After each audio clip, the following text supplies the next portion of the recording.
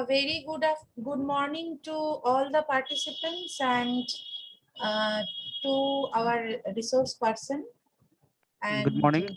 good morning. And today we are this is the fifth day of our second phase STTP, and this fifth day is totally on the hands-on.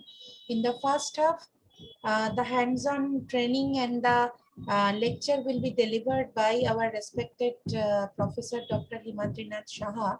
We have already attended his session in the last day, and it was very much interesting also. And hopefully today I request all the participants to come forward. It is the STTP of IOTS.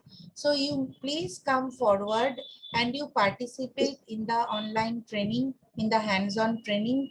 It will give you enough confidence if you do it on this platform. In previous day, I have done this thing.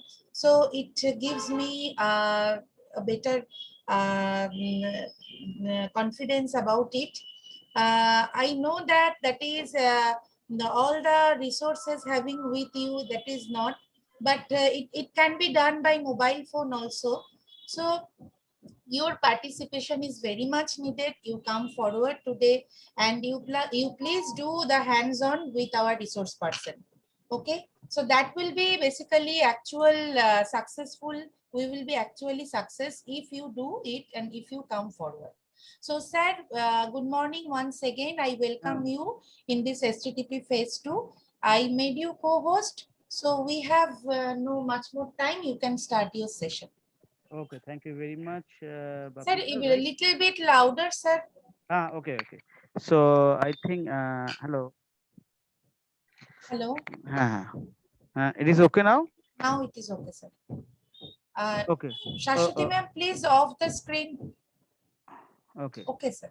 So now, so today I'll be delivering a very interesting demonstration as well as the hands-on. That is how you can build the green IoT application using the Raspberry Pi. Because as you know, the IoT Node MCU, these are the components. The hardware is very much needed when you build any kind of IoT application, apart from mobile phones and another device.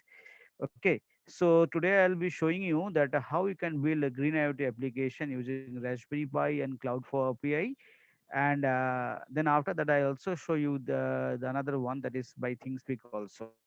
So let's start, and I think I'll start from Raspberry Pi. I'll give you some introduction about the Raspberry Pi. I do not know how many of you know the Raspberry Pi very well, right? So that is why what I'm doing. So let's start with the Raspberry Pi, give small introduction, and then I'll start the demonstration. Then I need Bapita, I need two volunteers, right? So I think one is Rahman. Yeah, Rahman is present today. Yes, sir, he is present. Yes, sir, I'm there. So okay, okay, no issue. So another, if anyone want willing to just participate in this live hands-ons, Bapita, you can Participants, give. you must write your name who are interested to do this hands-on. Please write your name. Hopefully, you will come forward today. Okay, okay. So Okay. let's start. Let's start with the session. So I'll start with a little bit of introduction about Raspberry Pi, because if you can work with this, then you have to know a little bit about the Pi. And if we just a minute, just I'll give you some small introduction about that. What is Pi and how you can use it. So I think this screen is visible to you. My screen, introduction to Raspberry Pi. Yes, sir. Yes, sir. Okay, that's great. So I'll just tell you the first point. No, first or second, it is better, right? So I'll just show one interesting GIF presentation. This is a very new type of presentation. Okay, I'll show you that that looks like a live demonstrations. If you make a GIF presentation, then it will be a live presentation. I'll show you this thing also. Just what is the Raspberry Pi ways and how you can install it in your machine. So if anybody interested to work with IoT, so let's say if you want to do research, right? So as you know, just because we are currently developing one app. So actually we are working with one project on DST, right?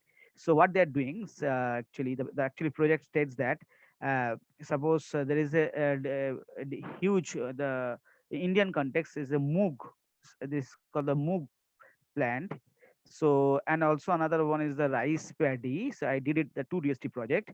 Okay. So in this first the MOOC plan, what we are doing, we are actually taking picture from the drone, right? So and then it will send it to a Raspberry Pi. Okay, and then you train a model in Raspberry Pi. This is the called the light TensorFlow model, and then I'll send it the data I mean training the data set, and then they making a model, and then send it to where, send it to the uh, in your machine, or let's say we can say we are storing the model into the Raspberry Pi, and then after that we are calling from the Android app. So we have developed a app. So I'll show you after this session is over. So this is the DSTV. We have developed two app, one for the rice paddy, another is called the Moog and the Moog beans, right? So that is the main thing. That means if you want to work with IoT projects, then you have to know Raspberry Pi, Node MCU, Android, right? So you have to know a little bit of sensors, right?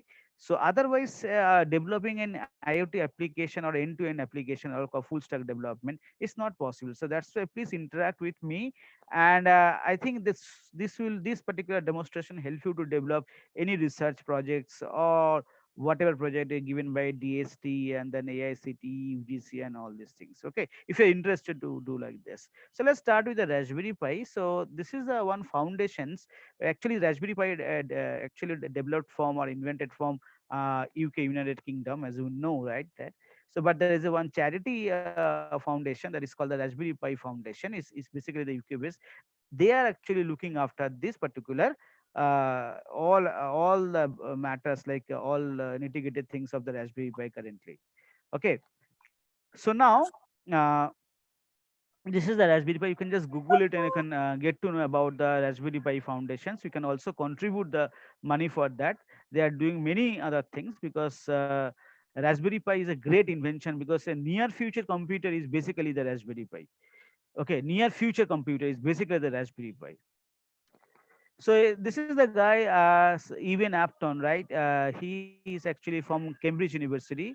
Actually, the Raspberry Pi has been invented in Cambridge Computer Laboratory, right? But the first shipment, because started to ship with this Pi from April 2012, right? So it's basically the patent actually taken by the Cambridge Computer Laboratory, and actually the place of invention is the Cambridge Computer Laboratory. Then after that, first shipment start from April 2012. So what is Raspberry Pi? Bapita, I'm audible. Yes, sir, you are audible. Okay, okay. The Raspberry Pi is, as you know, is basically a computer. So in the last lecture, I have used the Node MCU, that is ESP8266. That is not a computer. This is a microcontroller board, right? Microcontroller chip, right? Okay. But this is absolutely a computer. Whatever you can do in your desktop computer, you can do in the Raspberry Pi. So now you can ask me one question, that Raspberry Pi is using the ARM processor, right? That may be a little bit slower and less computing, because, but still you can do it. But you can execute Python code, you can execute C++ code, you can execute C code, whatever code you can execute over here. So, but we are also now currently we are actually training a model on the Raspberry Pi. Okay. So because as you know, there's a one framework called TensorFlow Lite, right? So we can using this one, a small machine learning models we can train on this Raspberry Pi also. That will work fine. Okay, not a issue. So I'll show you one day this one. Okay. So how you can work with machine learning algorithm with the Raspberry Pi. So before that, you have to understand the Raspberry Pi very well, and if understand the cloud also. There's another important part, right? So the Raspberry Pi is a low-cost credit card size computer that plugs into the computer monitor or TV, uses standard keyboard and mouse. I'll show you. So there are four USB ports, right, where you can connect your mouse, your keyboards, and all USB keyboards. Because as you know, the currently most of the keyboards and the mouse are basically the USB. Okay, little device that enable people of all ages to explore computing and to learn how to program in language like Scratch and Python. Okay, so that means that we will be not using the Scratch because this is very rarely used. So but Python you can use, right? We can use the Python because Raspberry Pi OS has inbuilt Python compiler, right? So it is capable of doing everything a desktop computer to do. Already I told you, from browsing internet, playing games, and high definition video, whatever you want, you can do it in Raspberry Pi. It's simply a computer. So can you imagine, this is a credit card size, you can keep it in your pocket also. It's a computer in your pockets. Understand the computation level and the invention, right? The Raspberry Pi has the ability to interact with outside world and has been used in a wide array of digital maker projects, from music machines to the weather stations. Just see this one, the IoT, the development of the IoT. The one of the reason that's why it is now, the IoT is now is a you can the need of the hours nowadays, right? It will come into every home, every offices, every buildings, and all these things. So one of the reason is the Raspberry Pi. So these kind of gadgets helps to develop IoT application. So I have given the different version of the comparison of different version of the Raspberry Pi. We'll be using Raspberry Pi 3B plus. Okay, just see this one. It started with the Raspberry Pi 1, right? So this is the model is B, A, B plus, A plus, and all this thing. This is the standard the board size. Okay, so in Raspberry Pi 1B uh, is supported by Ethernet, but no wireless. In the Pi 1, no wireless communication, no Wi-Fi, right? A Raspberry Pi 1B plus also supported by Ethernet. But you can connect Ethernet port in this Raspberry Pi, right? But up to Raspberry Pi 1B and A, it is 26 pin. But from the B plus and A plus, it is 40 pin. Okay, so I'll show you the 40 GPIO pins of this Raspberry Pi. Please wait. And the first release of the Raspberry Pi is 2012. Already I do first shipment from April 2012, right? Then 13 is A, and then 14, and like this is going on. So after that, Raspberry Pi 2, actually the one version only B is available. Ethernet is yes, no wireless. Still now no Wi-Fi inbuilt. 2015. Then Raspberry Pi Zeros, another good one, right? Very small size. Okay, so this is the model, but no Ethernet support, right? But in W slash WH, this particular model, we have wireless support. The first wireless support. But now that means Wi-Fi inbuilt board. This is Raspberry Pi Zero. The model is W slash WH. 2000s invented at 2017. So now we have Raspberry Pi 3. This is the particular model is was very much popular. Right now, currently we have a Raspberry Pi 4, but still Pi 3 is too popular. People are actually using still now the Raspberry Pi 3 version. Okay, so I am also using the Raspberry Pi 3B plus. So this is the standard model, but this is the Wi-Fi. They have the Wi-Fi inbuilt, right? All three version of the Pi. So they have 802.11b G8N. So as you know that because whenever we have a wireless communication, there is a standard frequency is 2.4 gigahertz, and they're using wireless 802.11 protocol. Okay, so that's why it is BGN, and it was invented by 2016. This the first one. In 2018, this A plus, and then 2018 B plus. So we'll be using 2018 model, that is Raspberry Pi 3 B plus. Then after that, in 2019, Raspberry Pi 4 came. So the advantage, I'll tell you the advantage of Raspberry Pi 4 over the B plus. That is the Raspberry Pi 4 having two HDMI port to connect the two monitor parallelly. two monitor parallelly. You can connect the monitor with this Raspberry Pi. So, but the Raspberry Pi 4 having two HDMI port, so that is how we can connect two. Monitors simultaneously to execute anything, whatever. Okay. So apart from that, there is a one some slight change in the ARM processor. The processor model, the ARM processor is a little bit faster than the Pi 3B plus. Okay, that is the advantage. But then cost is higher than the Pi 3B plus and Pi 3, whatever. So they have gigabit Ethernet, right?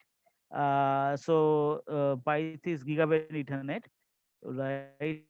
And they have the memory like 1 GB, 2 GB, 4 GB. And this is the standard model, and they are using USB Type C. Okay, so that is the some comparison. If you have any question, you can raise the question. Hello. So that is the main thing. So we'll be using this Pi 3B plus and all these things. Okay. So that is the some diagram. You can, this is the Pi 4 diagram. Here you can see there are two HDMI port. You can see two HDMI port. One micro USB for power. You are giving power from here, and then you can insert the SD card over here, the back side of the board. And then this is the audio jack, and this is the camera. You can connect the Pi camera over here, Pi camera, and this is the USB for four USB port, and this is the Ethernet port and the 40 GPIO pin. This is the some mechanical specification. So this is just I point out some few points over here. So this is the processor is available over Broadcom processor BCS 2711, the quad core. Can you imagine it? The quad core, right? 64-bit SoC, 1.4 gigahertz. So this is the memory support 2 GB, 4 GB, 8 GB, and like this. 2.4 gigahertz already I told you. Wireless communication. Gigabit Ethernet already I told you. 2 GB USB 3.0 ports. USB to USB 2.0 ports, because we have four USB ports. Okay, this is some of the specifications available for Raspberry Pi 4, because this is the latest version. Hmm. And two HDMI port already I told you. So this is the pinout diagram that you should know to use the Raspberry Pi, because Raspberry Pi you can give 3.3 volt as well as the 5-volt port, right? So you have a grounds, and this is the 40 total 40 GPIO pins. So we'll be using GPIO pin number 4 and pin number 18 and 19 for our project, right? And we'll be using the 5-volt, one 5-volt pin and one ground pin. So this is the pinout diagram. Okay, there is only one PWM pin. This is the GPIO uh, 12. Please remember PWM, the pulse width modulation pin. And one the 14 and 15 will be TXRX pin, the transmitter and receiver. This pin can be used as transmitter as well as the receiver. Okay, this is the 14 and 15 pin. Some PCN pin also available over here. So this is the Pi 3 B plus model. You can see here the animation. This is the animation. Just see. Okay, and already I told you. This is the Pi 4B model. Just see this two HDMI port. Okay. So now I'll show you just this is the GIF. You can just see the how you can download the Raspberry Pi OS from the uh, Raspberry Pi website.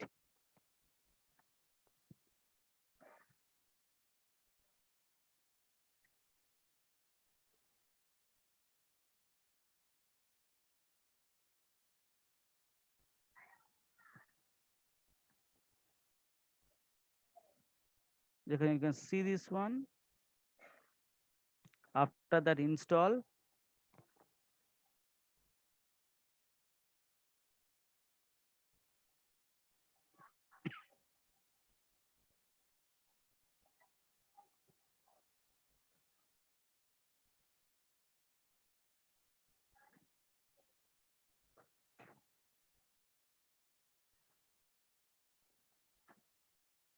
then you have to insert because you have to load this OS in SD card, so you have to just format the SD card first.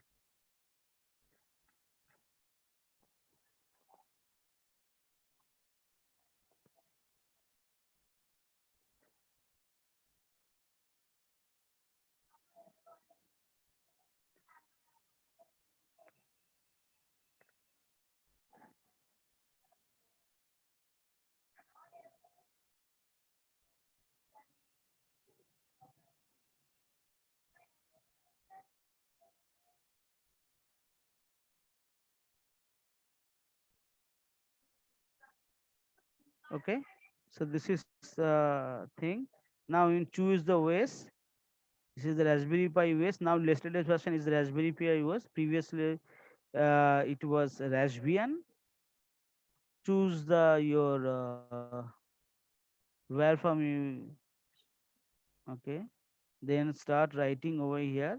It is available in the Raspberry Pi website.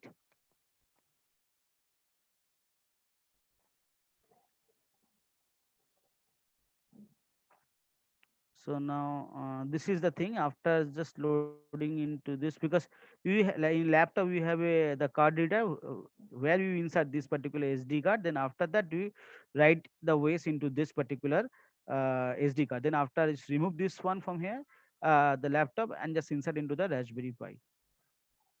So now it is okay, absolutely. Now you can connect all these things. Okay, this is something you have to remember.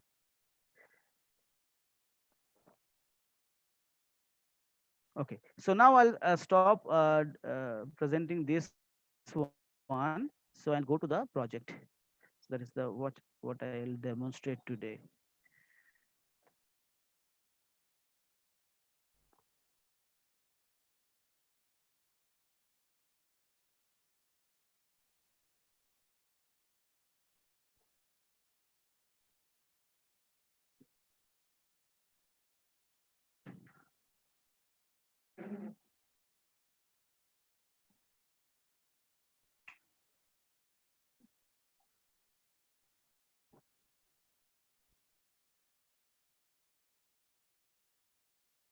And this is our objective today: the how to build green IoT applications using Raspberry Pi and the sensors. We will be using two sensor. One is the DST11 sensor, one is the ultrasound sensor. We will be using two sensor for two project, right? Or and we'll be using a free cloud platform from Raspberry Pi, which is Cloud for RPI. Okay, so let's see. So same thing is basically a cloud where you can store the data, you can do the analytics, you can set alerts, you can do the different variation of analytics. Okay, so in this cloud for RPI, but the main thing is it's absolutely free. So you can use it for I mean a number of days or a number of hours, no payment for that. So I think there may be a module where we can pay the amount, but we can also use free this one. So this is the thing. We have to register for this one. The website name is Cloud for RPI. This one, the website, right? Sorry. Uh, so this is the website. Just you have to log into this and just click on register and create your account, right? Cloud for RPI.io. And just a minute. Uh, I'll just write it in chat box. You start creating account. This is the way. Sorry.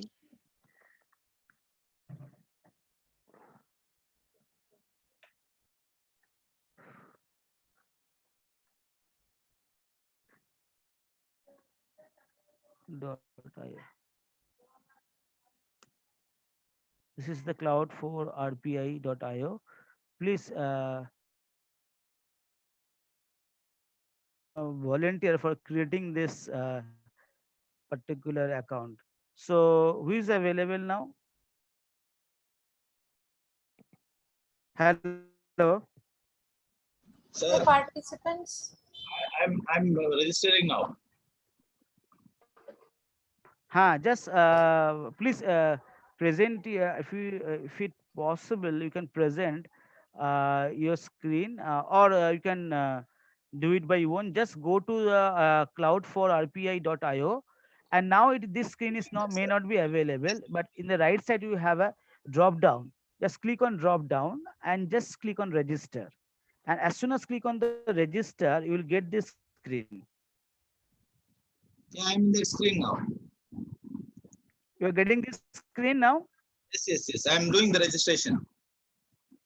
Just give your valid email ID and give a password. Yeah, yeah, doing it. What about others? Babita, what about anyone responded? Participants, anyone else? Please try to participate. Please come forward, participants. So you can use mobile phone also. It's a 5 minute matter. You can use mobile phone also. Anyone, nothing to worry. কেউ একজন মধ্যে বলেছে দেখো তো নাকি? Hello, anyone? Hello, Okay, so participants. Rahman, Yes, sir. Rahman, yes. So you have registered, Yeah, yeah. and clicking on this one, you will get this kind of screen where we have a button called new device, where you have a button called new device. Yes, sir. Yes, sir. I'm doing it. Are you getting this?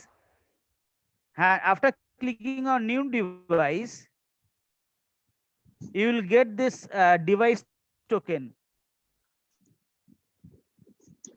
Correct? No, sir. Just a minute, sir. You just rename the yes, yes, yes.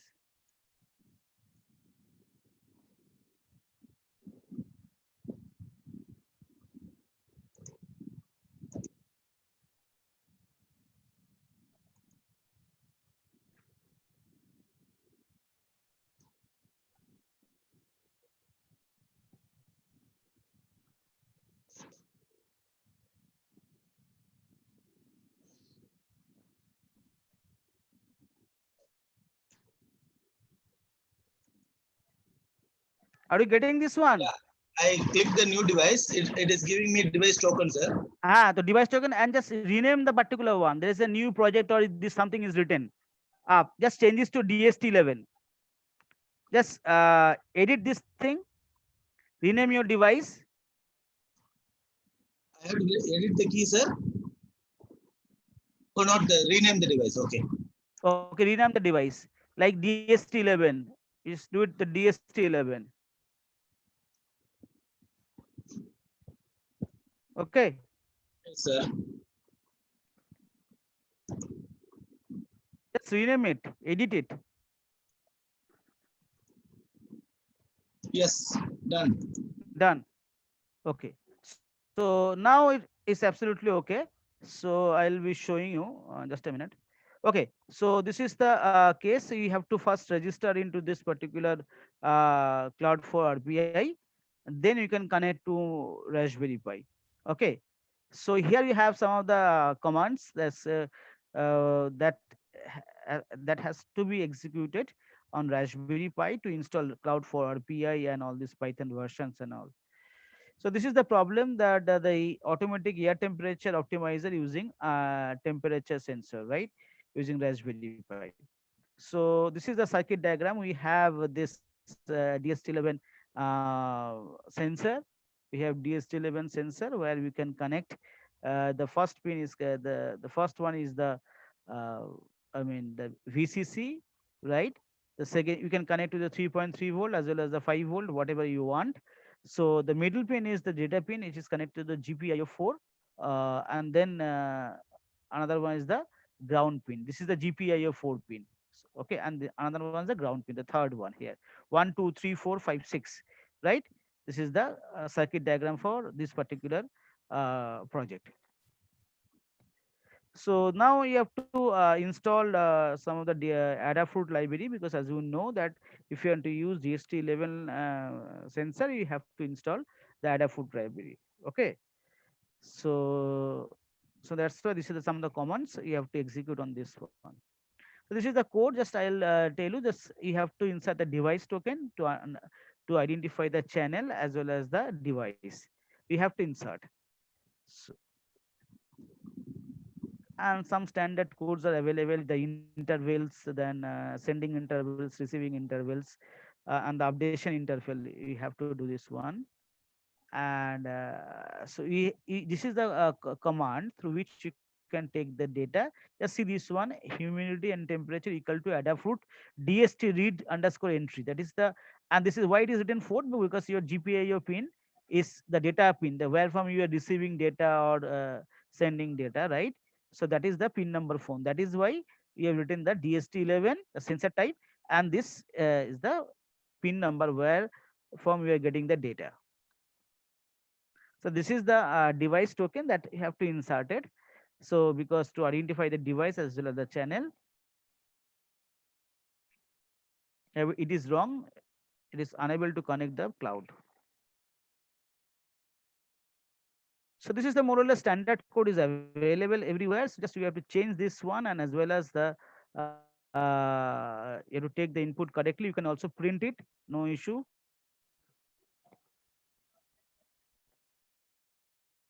This is the cloud interface. So this is the DST11, right?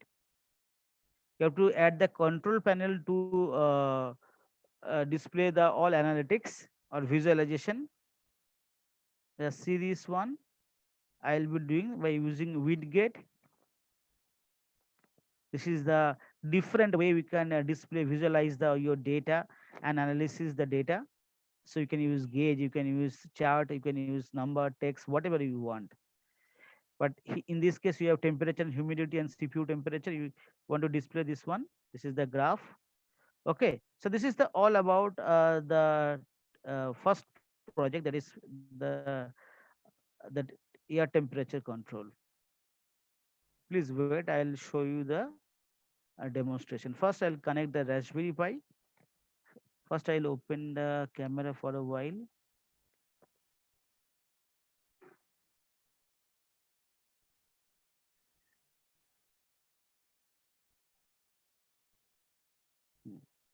So this is the device we have, my Raspberry Pi. I think you can see. You can see, guys. This is the my device. Hello. Yes, sir.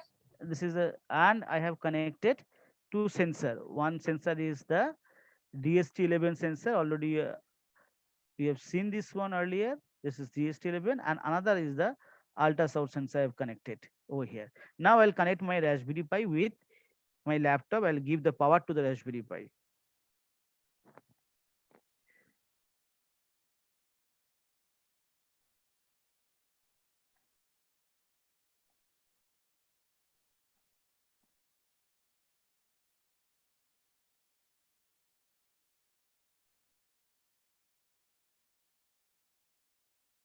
Okay, just a minute.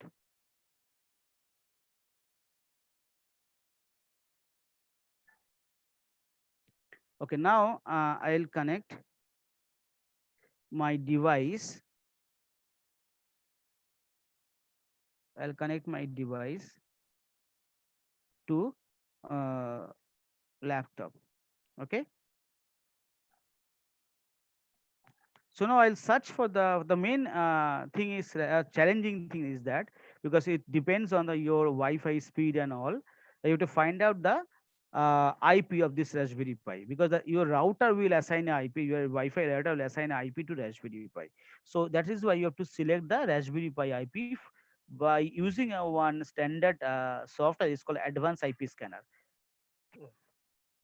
My window screen is visible to you? Yes, sir. Okay, that's great. So now we'll open this advanced IP scanner. This is the software. We have to install it in your machine. It's very small size, right? So now I'll click on the scan.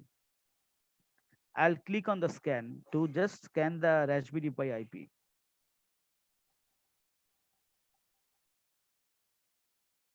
Please wait. But I'm not sure that we'll get the, I mean,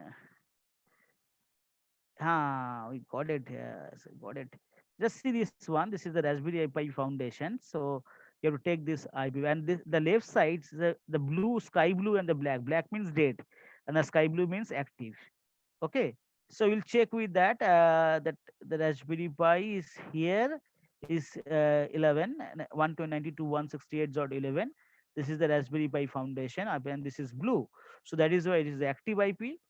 And just click on copy the IP, and just you so just I'll tell you one thing. So Raspberry Pi is a computer. So now, so if this is a computer, you have to connect the monitor or TV, LCD TV, with that for display unit. Okay. So now, so I haven't connected this thing, but I'll be using this desktop. This is the laptop as a remote desktop. It's called the concept called the remote desktop, remote connection. So that means my laptop is connecting with the Raspberry Pi remotely, and this my laptop interface is behaving as a desktop for Raspberry Pi. But this is not the exact desktop because exact desktop will be the monitor and the TV. But this is the desktop. Is called the remote desktop. That means you are connecting this my laptop desktop with the Raspberry Pi remotely, and that is how you have to connect with the remote desktop connection. Okay, that is the main objective. So now this is a Pi, and the default password is Raspberry.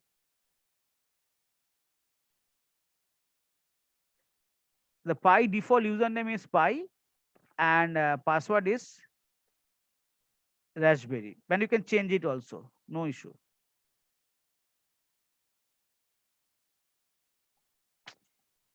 Please wait.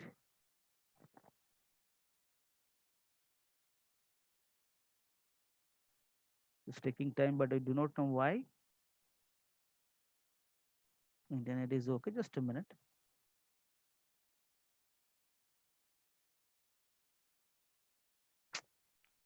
I think I took some time. That's why maybe the problem.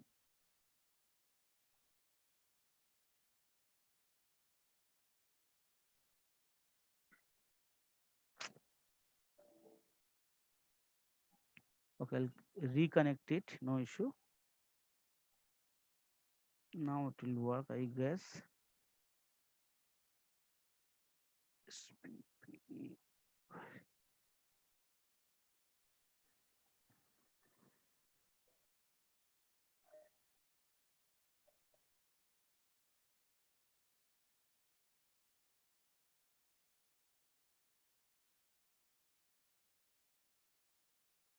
But I do not know why it is happening.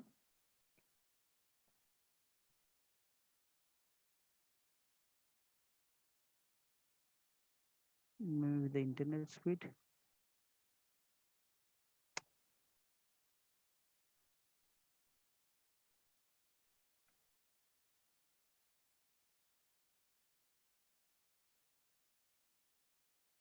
Please wait a minute.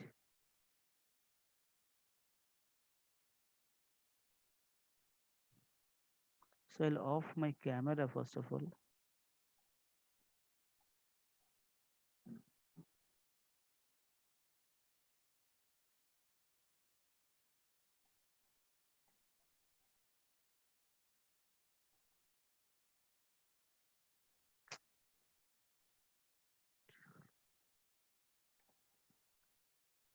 Please wait.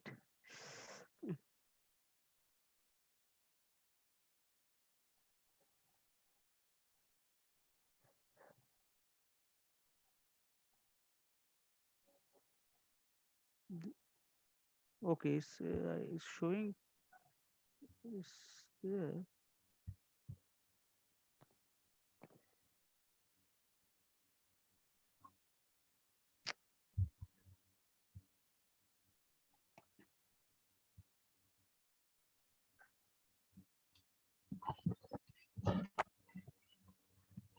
Please, I'll check once more the IP because there is maybe some internet issue.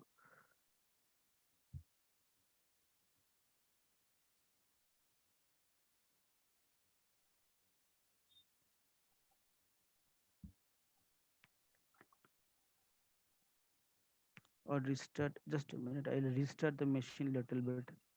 Sorry. Now I'll connect once more. Now advanced IP scanner.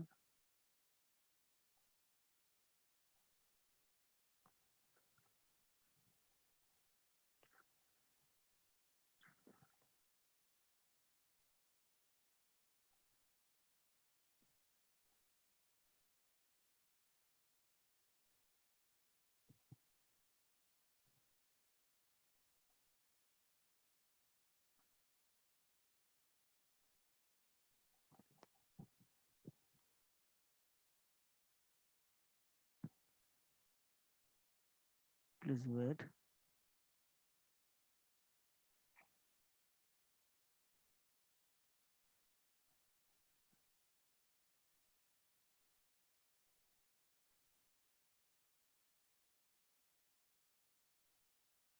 Okay. This. Okay.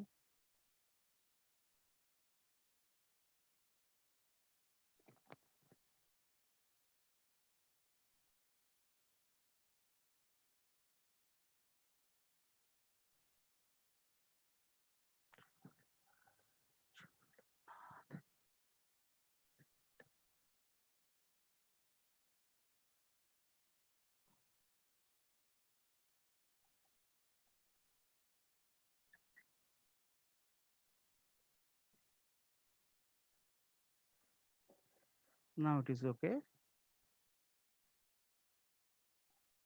This is my Raspberry Pi interface, right? My Raspberry Pi interface is visible to you. Yes, sir. Yes, sir. Yes, sir. Okay. So now I'll execute the program what I have discussed. So this is the program. Uh, just a minute. I'll check my program.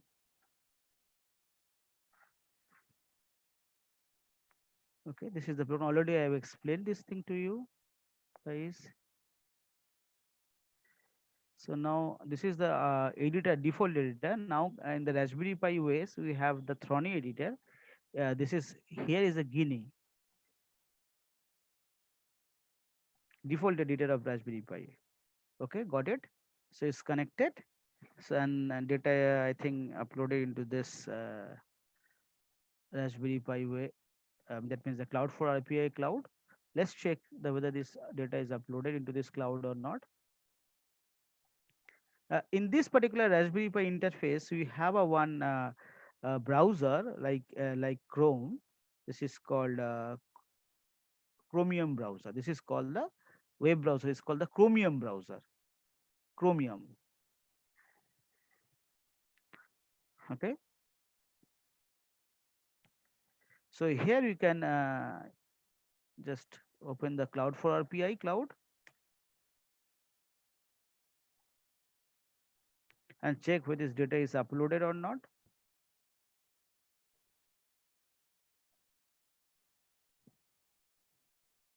Okay, got it. So just see, check whether I'll go to the device first.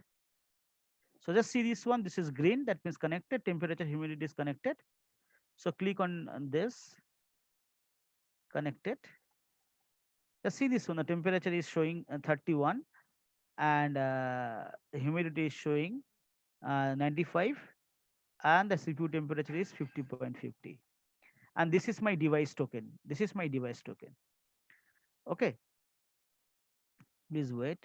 And this is my IP. I think we have seen this 11 192 dot this, and this is the operating systems because it's Linux based Raspberry Pi operating system, and host is the my Raspberry Pi. This is the password.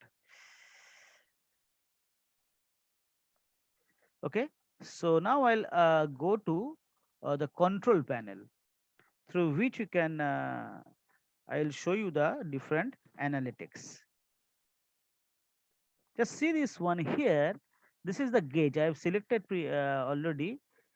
This is the temperature gauge. You can see the analytics. So that's see this one. This is the around 31 degree temperature. The down, you can already have selected, this is the gauge one, and this is the chart graph, chart analysis chart. So I'll tell you where from you select. So now this is, I think this is the temperature, right? You can see, right? This is the temperature, and this is the humidity for today. This is the humidity for today, right? So, and this is the temperature for today, right? And this is the analytics. So now if you want to add a few more analytics, what you can do, go to edit, right? And you can remove this one, whatever you want. Let's say you want to remove this gauge, remove it. And then after that, you will go to widget. You'll go to widget. Please wait. And then add widget. And you will get all these things, right? What you want, right? So let's say once again I want to select the gauge. Click on the gauge and choose the variable. My variable is the temperature. You can set the maximum and minimum value already, right?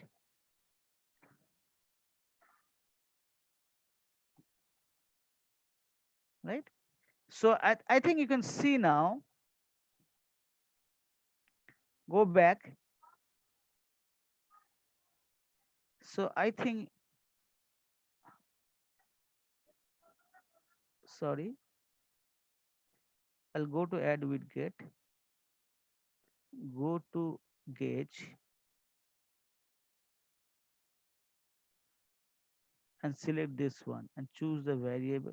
First you have to select the, sorry, temperature and, sorry, just a minute.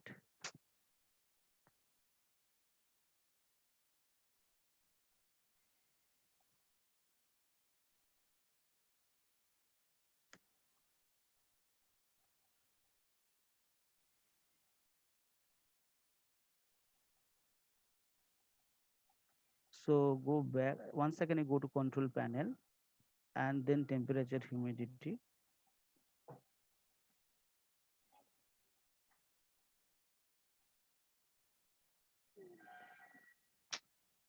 1 minute.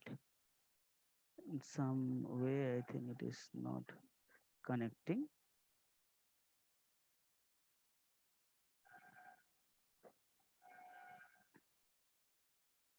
So I think first we'll select the temperature, humidity, and then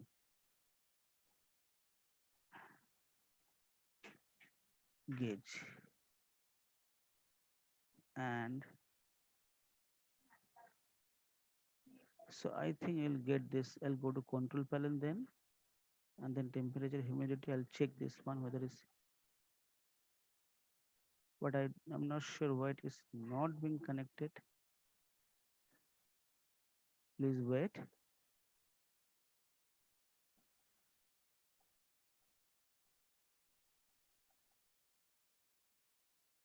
Okay, I'll check with that.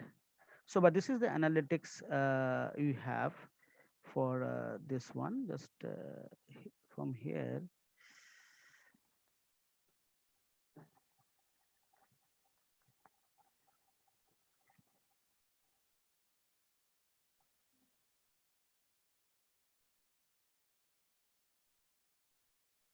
and then add widget. I think there may be a some. Let's say if you have a choose the variable,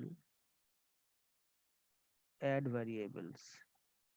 Okay, okay, okay. If I choose the variable, let's say temperature. Now you click on gauge, and I'll check with that control panel.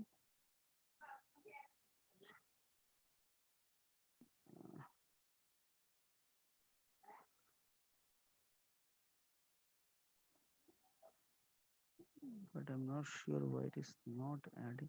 So first we'll delete this one. I'll try with that.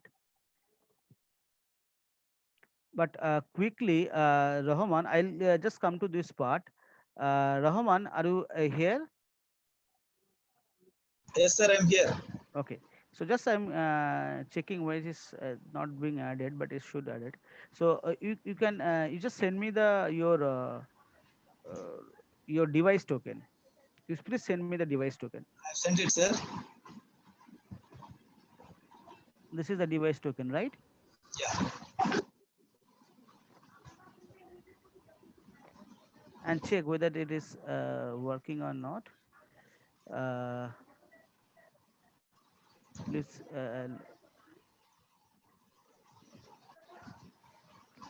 So where is my code, right? Hmm. Just a minute.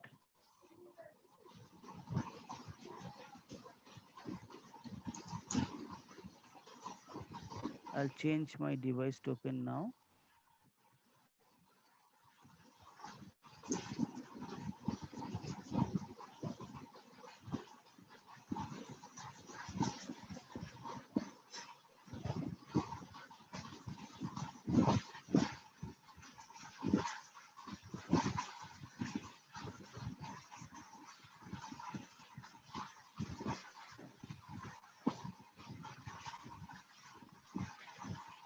Is this correct? Please check. This one is device token, right? Yes, sir. Yes, sir. 1 minute.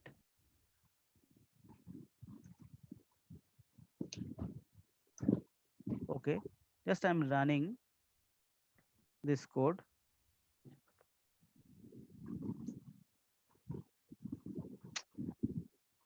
Sorry.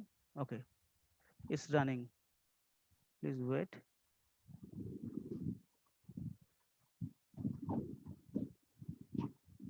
Now you please, Rahman, please check that whether it's uploaded or not. Yes, sir, I'm doing it. Just click on DST11, then check the whether this temperature and this is running or not.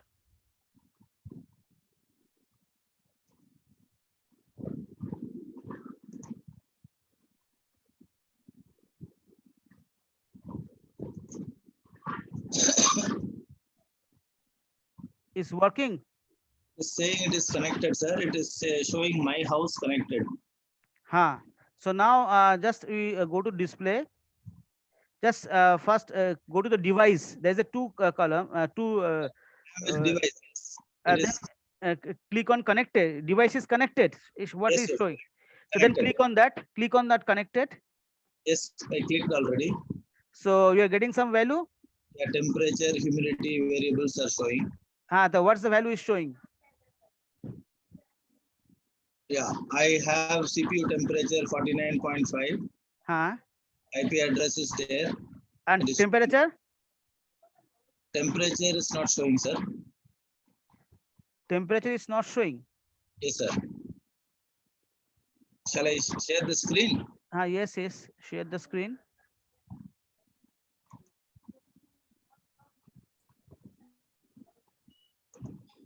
So there is some questions also Okay, in the what? chat box. Huh? You're able to see Uh, this? Yes. This is the this is the temperature. This is the temperature. Yeah, it has come now. Yes. This is the temperature, and this is the humidity. humidity and CPU temperature. Right? Yes. That means we got it the value. Yes, So yes. this is my it's coming from my device, right? Yes, yes. Okay. So Previously now, only IP was showing, sir. Now this has populated. okay. So now we Yeah. click on control panel,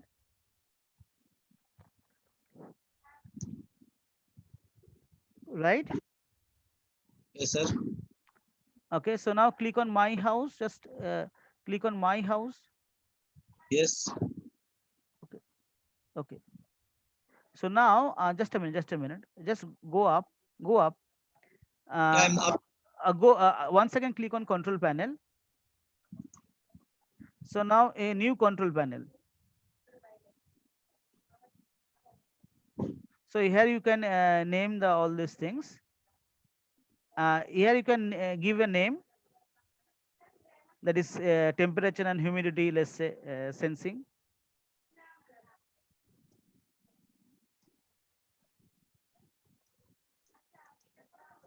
and click on add with gate, and click on, let's say, set your variable.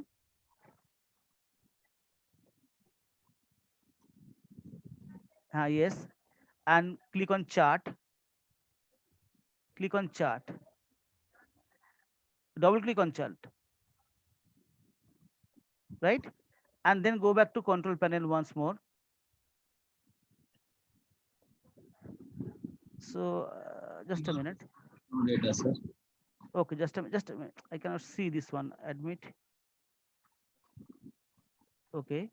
So okay. So go back to device once more. Now it is just click on that.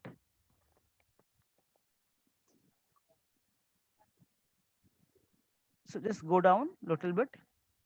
Okay, the data is available. Okay, data is Yeah, this available. one is there, But sir. about the control panel, I do not know. Just click on once more the control panel. Somehow it's not working today. Okay. So click on temperature and humidity. Okay. So just a minute. It should work. Click on edit once more.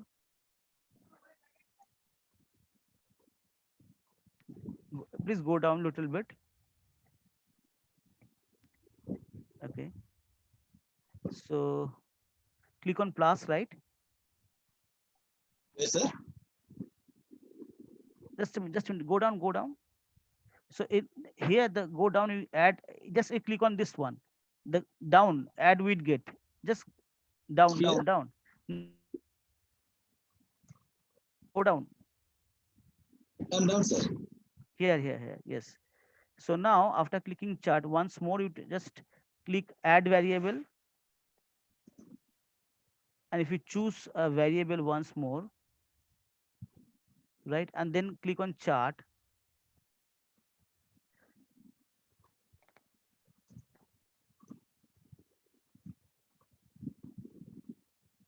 please check It's with the already. control panel small more. I do not know why it is being uh, I think there may be some issue with this cloud for RPI. Okay, just click on the control panel once more.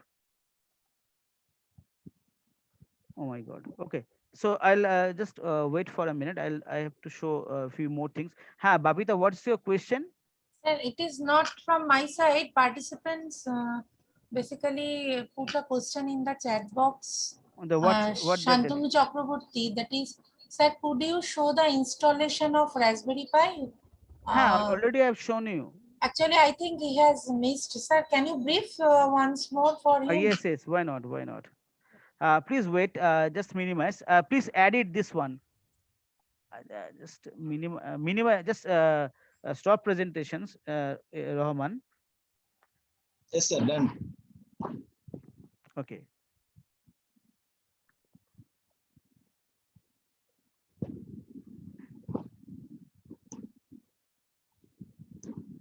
Please, I'll show you. I can still it is running. I just stop this one, right? Please, Rahman, you please try. I think it will work, right? I think it will work. I'm not stopping my this terminal, so you can try with that. Data is going to your cloud. Okay, no issue. So I just Sir, show you once. Shantanu Chakraborty is present or he has again disconnected? Shantanu Chakraborty, sir, are you present here?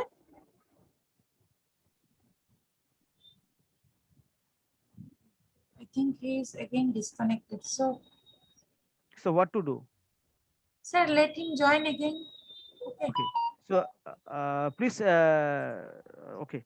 If I you will inform you. Okay, sir. okay, no issue. Just a minute. Okay, so this is more or less the cloud for IPA and the cloud for analytics. So I'll quit from that particular place. So now I'll connect one more clouds. Already I've discussed last day. That is the thing speak. I think there may be an issue with the cloud for IPA today. That's why it's not being added the widget, but you can easily add it later. You try. So I'll stop it now. This is the way we can connect. Rahman, I think you have seen it, right? Yes, sir. Yes, sir. It is not responding, but the panel from the control panel, we are able to create the widget, but the Ah. data is not getting thrown, So and then I think there may be some issue with this cloud for RPI. Okay, so probably, sir. so Yes. we'll check that, because now I'll stop this one because I have to show another one. Okay, sir. Okay, sir. But we try, it will work. Okay, this is the thing. So already I have shown you the chart, right? Already I have shown you the chart. This is the this one, right? The one is the gauge, another one two is the chart. Okay. So now I'm just stopping this one quickly, and this one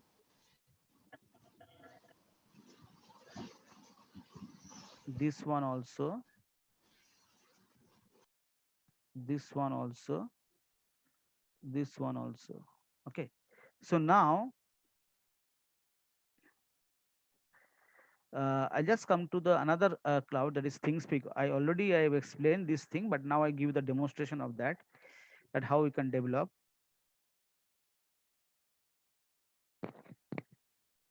So now I'll connect to the ThinkSpeak, DST11 ThinkSpeak. But in this case, I have to give the command line. I have to execute from the command line.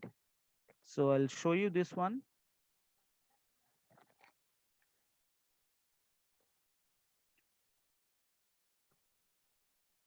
So this is the Python file we have, dst underscore thingspeak.py, and this is the, already I told you, write API key. I think, can you remember this thing, write API key? So the write API key means that needed to actually that needs to put into this your code or in a command prompt to identify the channel. So just give enter. It's starting. I guess it will work. Okay. So now I'll check my cloud whether data is coming or not.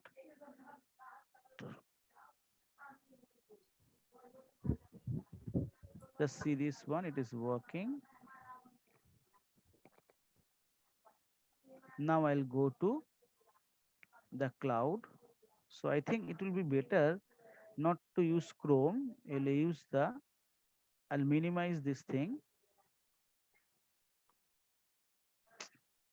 I'll open it from Chrome. This will be a bit faster. Now I'll think speak, enter. That is the one drawback of open source platform and free, because the component may not work all the time. So I'll connect it this one, 75. Okay. So just see whether less than, I mean, just see this one channels. The my ThinkSpeak cloud panel is visible to you. Sir. Hello. Yes, Yes, sir, sir. It it is. is visible. Okay. Then I'll check with that. So this is the data of today. Just see this one. This is the data, right? This is the 15th May data, right? Okay. So now it is 11:17. Okay. So that is the data we have. So, and just see this, the humidity data also. This is the 95. Yes, is correct. So it's today's data. No issue. That means you are getting the data. So connected. So now Rahman, could you please send me that means its data is going from my device to that place. So could you please send me the your I mean in chat box your API key and channel ID, please. Rahman, Yes, sir. please send and open the same DST panel of ThinkSpeak that you did it on 13.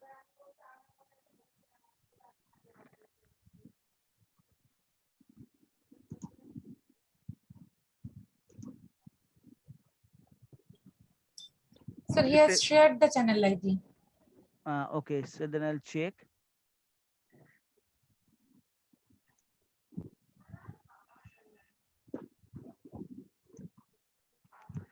Not only channel ID, the API key also. Sir.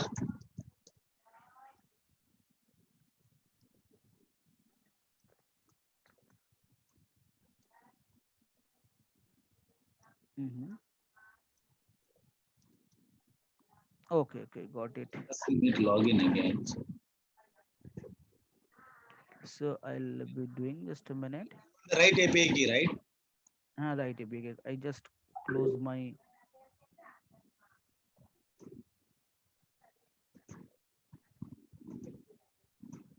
Acha, one thing I forgot to do it. This one, just a minute. So that is the distance sensor. I'll be showing you just a minute. Okay, I got it. Excuse me, sir. This is Shantanu Chakraborty. I got Ah, a small query. yes, Sir, yes. I'm trying to install the Raspberry Pi. Okay, I can got I show it once disconnected. again? Can I Yes, show I it got once again? disconnected due to network issue. Could you repeat it once, sir? Yes, yes. Why not? Just a minute. So I'll just close this one. Then Rahman, just a Here, minute.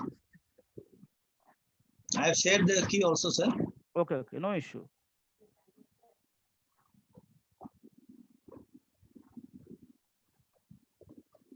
Mhm. I'll show you the before. I'll show you this thing to you. Please wait a minute, Rahman. So Yes, already sir. I've shown you the same thing in last day also. Just please wait. I'll just repeat this, Babita. I'll repeat this thing, okay? Okay, For sir. Okay. Shantanu, it is better. Because Okay. things speak, I already have shown you last day.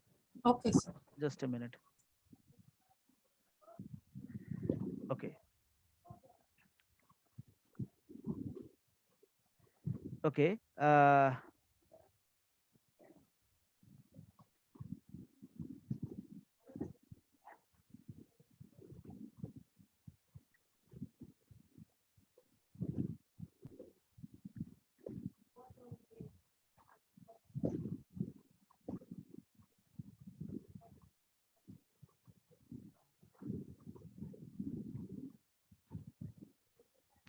And so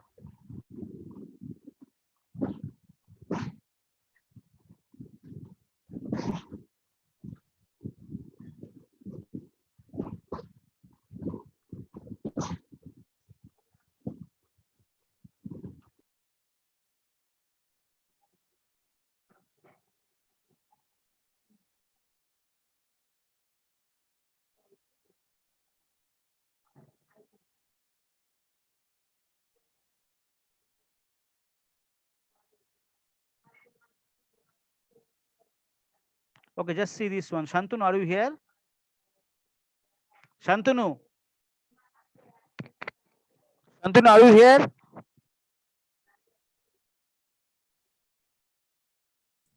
He is present in the meeting. I have seen. Okay. Can I repeat the thing? Can I repeat or?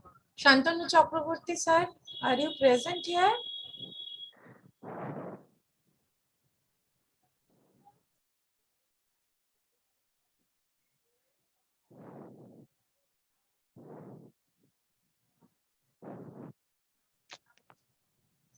Hello, Shantanu Chakraborty, sir, are you present here?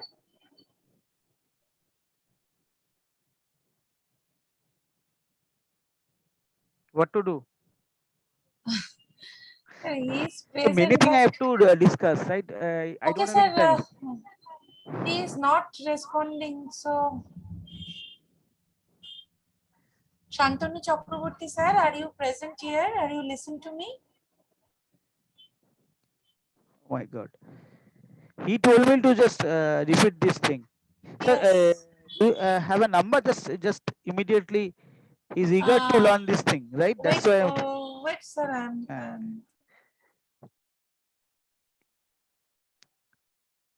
uh, Rahman, you got the idea about cloud for RPI? Yes, sir. Yes, sir. So I think they have restricted the adding wheat gate. Okay, that is why it's not happening now, because this is absolutely free, na? That's why they have some change or like this.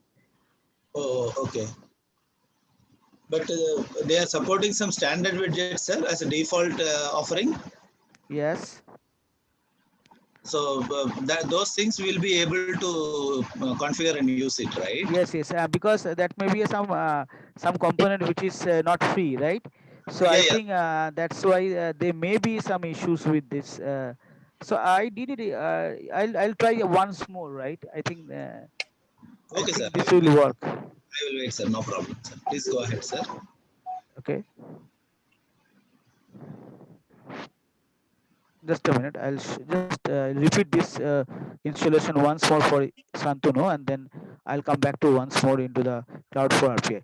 So ThinkSpeak part is right? Yesterday last class I told you. So I'll not demonstrate the ThinkSpeak once more because I need a few more time to discuss few other things also, right? So that Yes, is sir. why I'll come back to another sensor. So that is a ultrasound sensor, right? Yes, sir. So just a minute. I'll wait for him.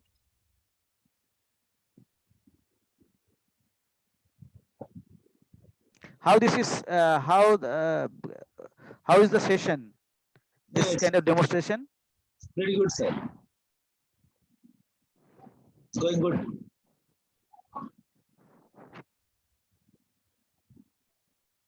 Babita, what to do? Sir, I am calling him. Please wait.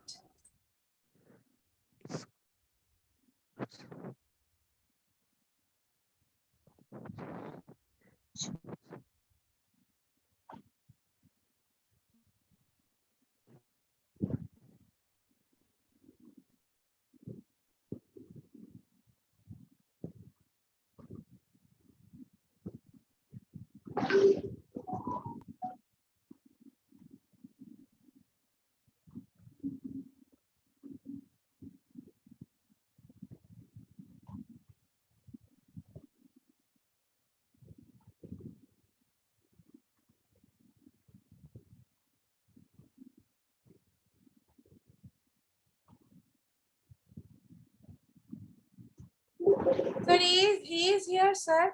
He just I talked to him. You, I can start the presentation, na? The repetition of this one. yes, Shantanu Chakraborty, sir. Yes, sir. As I okay, got it. Sir, I'll repeat. Just I repeat the presentation once more, the installation presentation. Just see this one and go to Google and type this one, raspberrypi.org. This is the website, and download. You get this one and you select which OS you want for Windows, Mac, or Ubuntu, right? You click on this one and save the file in downloads. So now you install the file and then you click on finish, right? okay, sir. That has to be the particular imager means the copy of this one has to be in your machine now. So now you have to have some SD card, right? SD card, right? That means where you install the OS for Raspberry Pi, we insert it into the card reader of your laptop, right? So before inserting the card SD card into the card reader, you just format it. This is the format command. You just either you can just right click on format, or you can use this command to do it. Okay, just you format it. Then this is available in your Raspberry Pi. Whenever you open the Raspberry Pi OS, the imager, this will get the screen. So whenever you just, I think you have downloaded the imager and you click on this, you get this screen. And as then you select your OS and then write it. Select the location and SD card location and write it. So now it's right. The particular OS will be written on this particular card reader. Just see this one.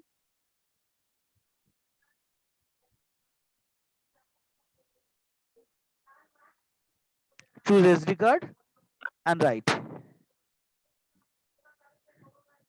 Are you doing with me?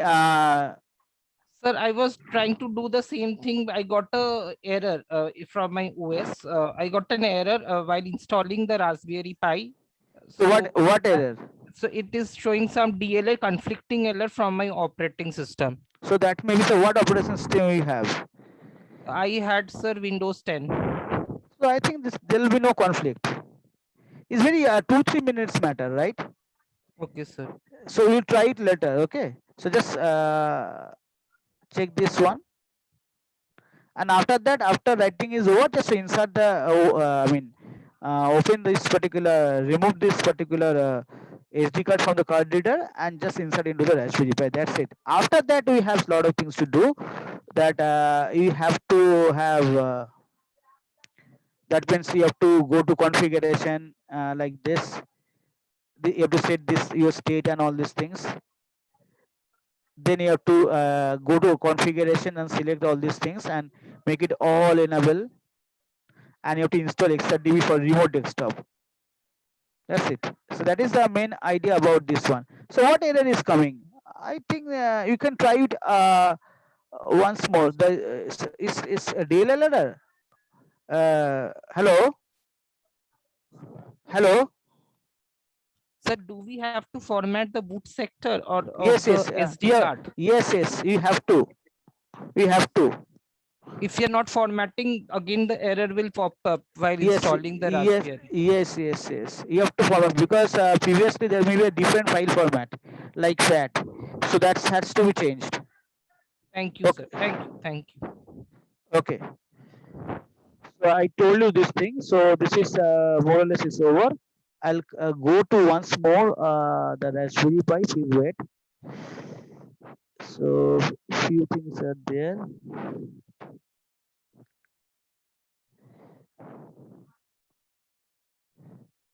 Okay. So now I'll go to this. Okay, once more. So I'll come to the another sensor. Before go to the things speak once more. So this is the distance or ultrasound sensor that we can use it in any kind of parking slot and all these things. So you can set the collisions, you can save the collision. So if the distance is less than 10 meter, you can give an alarm that by which the two car can safely stay and all these things. Okay. Generally, it is used in most of the car nowadays in the back, right? So when his car is actually going back to a place, there may be a collision. So that's why they are using the ultrasound sensor over there. Okay. So let's start with the ultrasound little bit. Ultrasound cloud for RPI. Okay. So just click on that, and I'll go to cloud for RPA once more.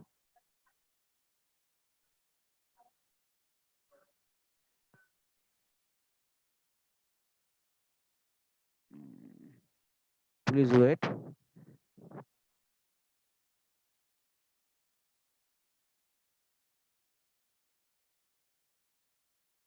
Cloud for RPI.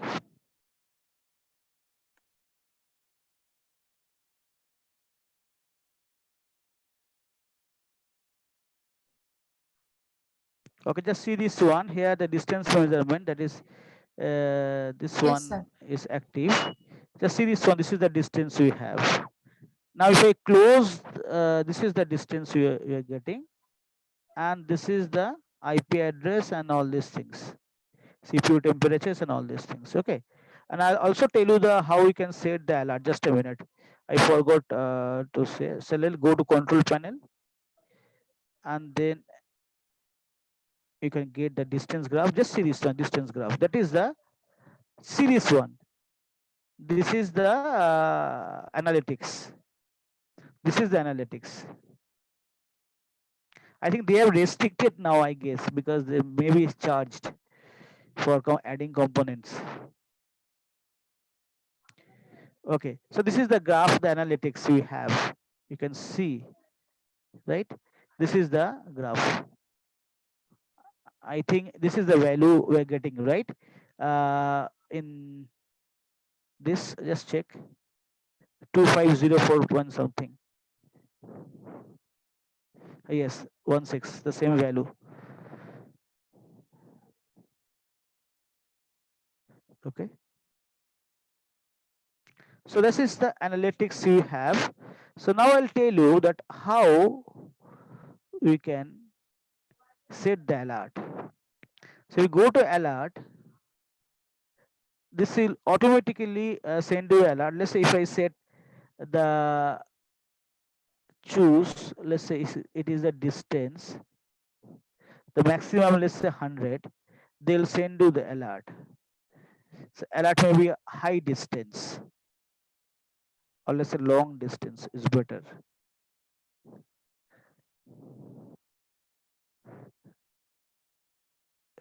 right? When you set the long distance, just click on add alert. It immediately set a one alert, right? You can change, you can set numerous number of alerts according to your convenient. So already I've shown you the how you can add the weed gate, and say, let's say this is the how we can set the alert for any. So let's say automatically from the cloud there will be alert if that is crosses the maximum limit or minimum limit what you want. Okay, so now if you go to weed gate, so here we can get this one. So let's try with that once more.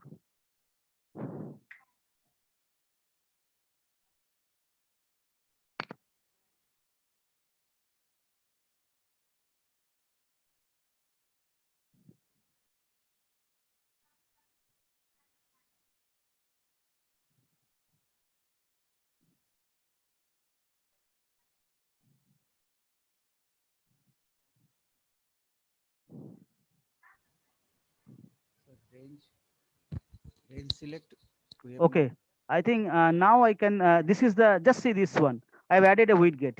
So now it is working. So this is the way we can add it. So now I remove one, just do the same thing. So now I'll execute this one. I'll show you the temperature and this one also for doing this one. Just a minute. So just go back once more. So that is the way we can set the widget. So just a minute, I'll go back to control panel, and now I'll just I'll show you the widget for this one. I think now it is working. So DST11, this one. So that time it was not working. So first check my channel ID and device token. Sorry. So I'll copy this thing once more.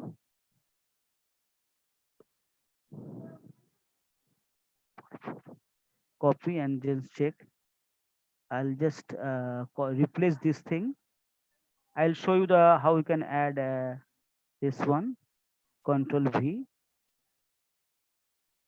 Right. Okay. So now I'll execute this thing. Is connecting.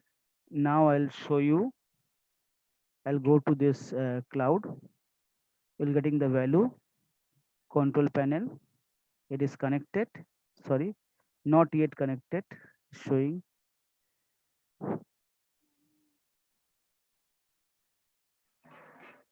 So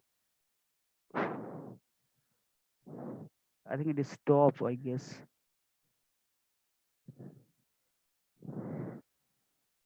Yes, yes. Okay, okay, okay, okay. I think it will cloud.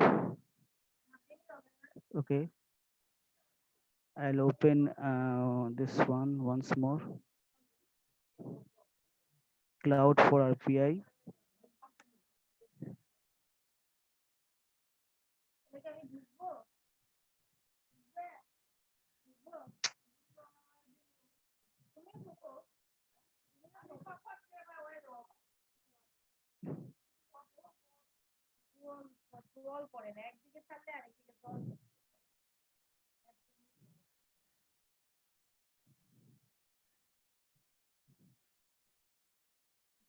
Connection failed. I do not know why.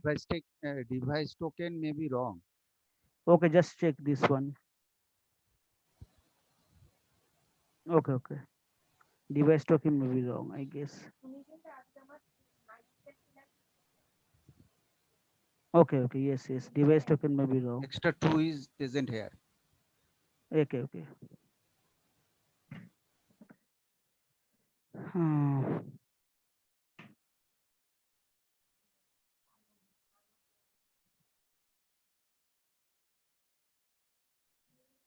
This is the device token, right? Start from 3. Sir, in the Here front, one extra 2 is there, sir, I think. Okay, extra okay. 2. Extra 2 is there. Okay, okay.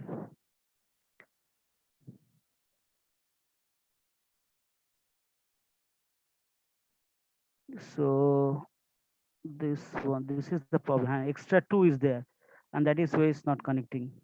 Yes, sir. 2 Yes, of sir. Rahman. Yes, sir. 2 of Rahman. Yes, yes.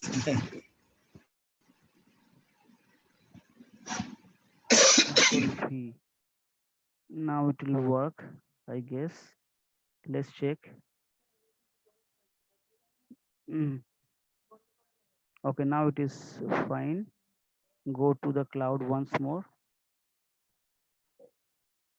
I'll minimize it. Okay, now go to device. Okay, so now it is connected.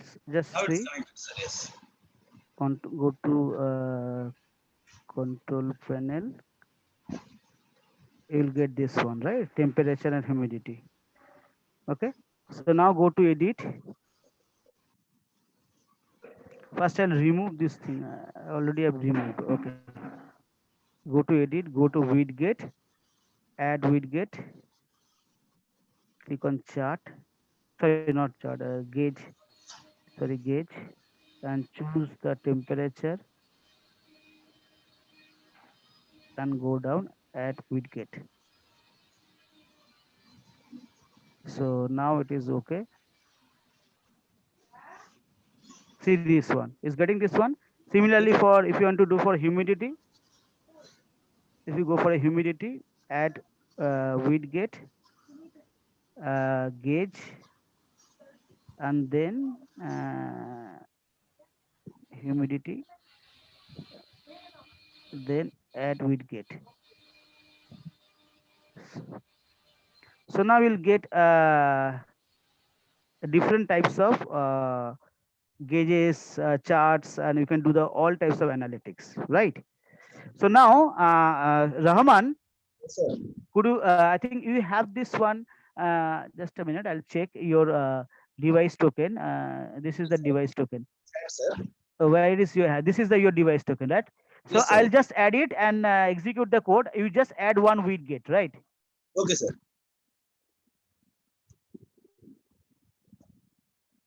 Sorry. Quickly. Is copy. Mm, okay.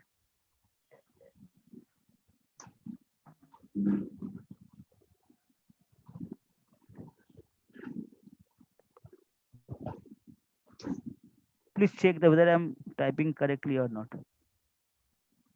Control V. Is it okay? This is correct. Roman, please check. Is correct? Yes, sir. This is correct, right? Yes, sir. Yes, sir. Last is K and first is this one. Yeah, yeah. And now you run it.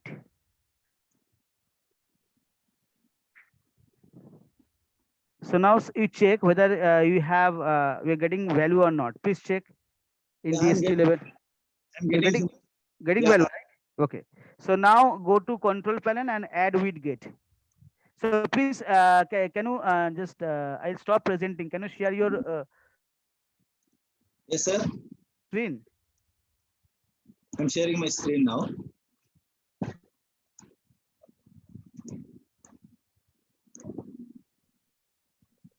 You're able to see, sir?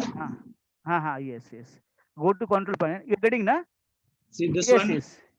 in a new this thing I have created. I have added this one humidity. Now it is working. Okay, okay. Oh, now it is working. Okay, okay. I think there may be some issue with that. So add widget once more, add widget, Yes, sir. and then you can select the temperature for gauge, right? Yes, sir. And add widget.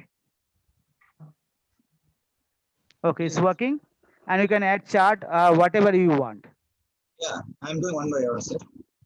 Okay. You just click on chart. So now you can see the type of analytics they are giving, right?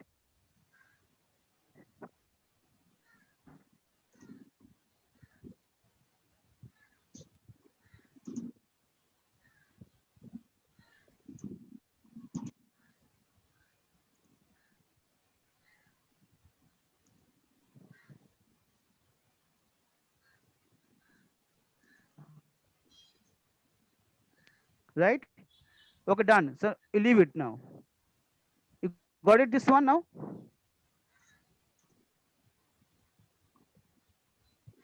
Okay, this is the channel. Now you leave it. So now we can add the widget. Rahman. Yes, sir, doing. So now I think already I've added gauge for temperature and this one. Yes, You can I'm also getting. add the chart also. You can add one chart, and then I'll leave because I have to discuss. I think I have to The finish chart or is 1 discuss minute only. one more thing if it's there. We'll take the humidity for the Huh? chart.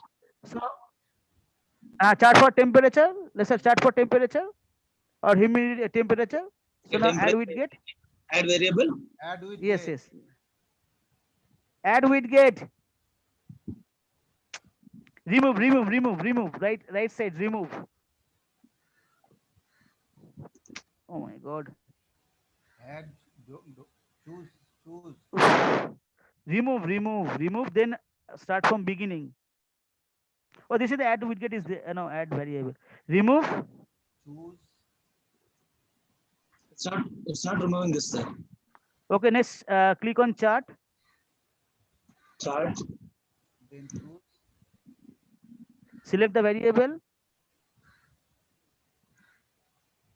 Let's say temperature. Now go down. Add widget. Go down. Add widget. Add widget.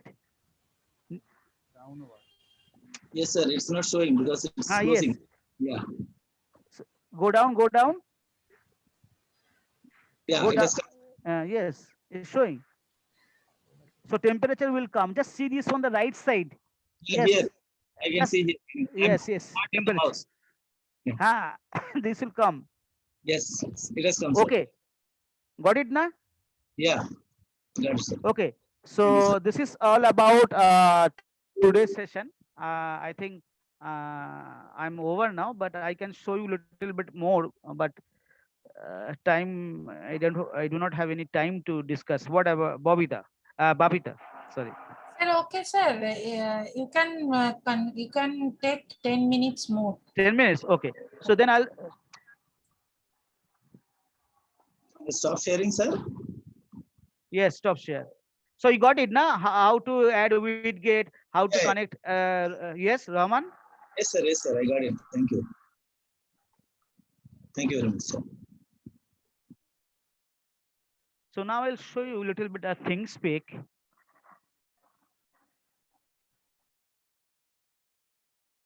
So already I have shown you things speak last class and this class also a little bit.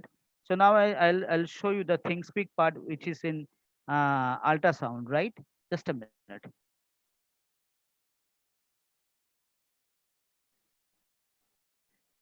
These two clouds are very useful because they are free and they are giving almost all facility. Just a minute.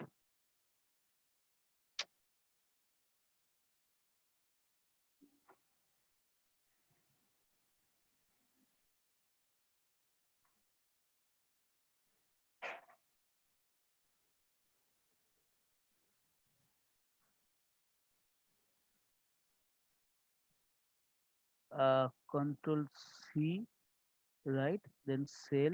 I have to stop this cell. That is why giving error. Okay. So now this is temperature humidity cloud. Okay. So I'll just close the this one, right? The cloud for RPI now. Okay. So now I'll run the code. This is the distance, right? So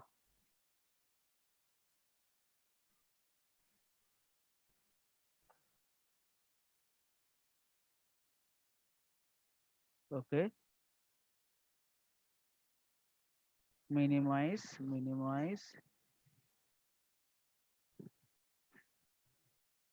Yes, now it is very slow.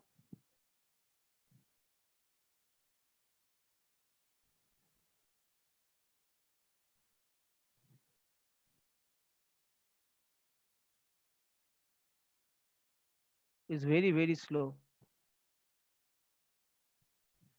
Oh my God.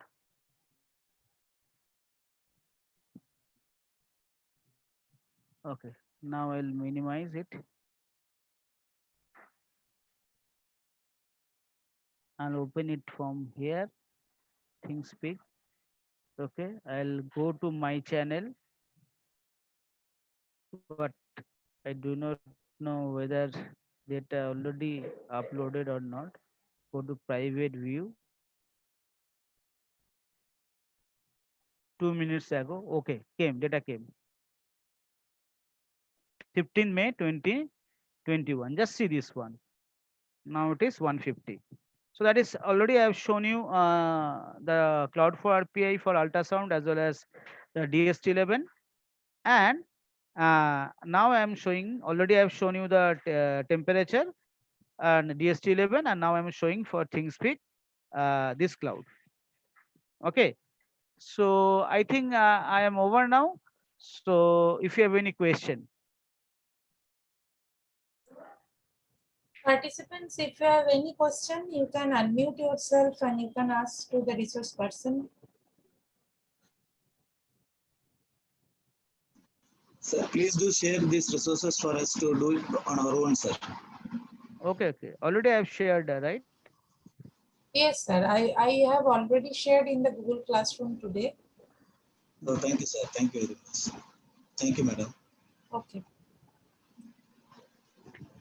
Okay, if you have any question, you can raise the questions.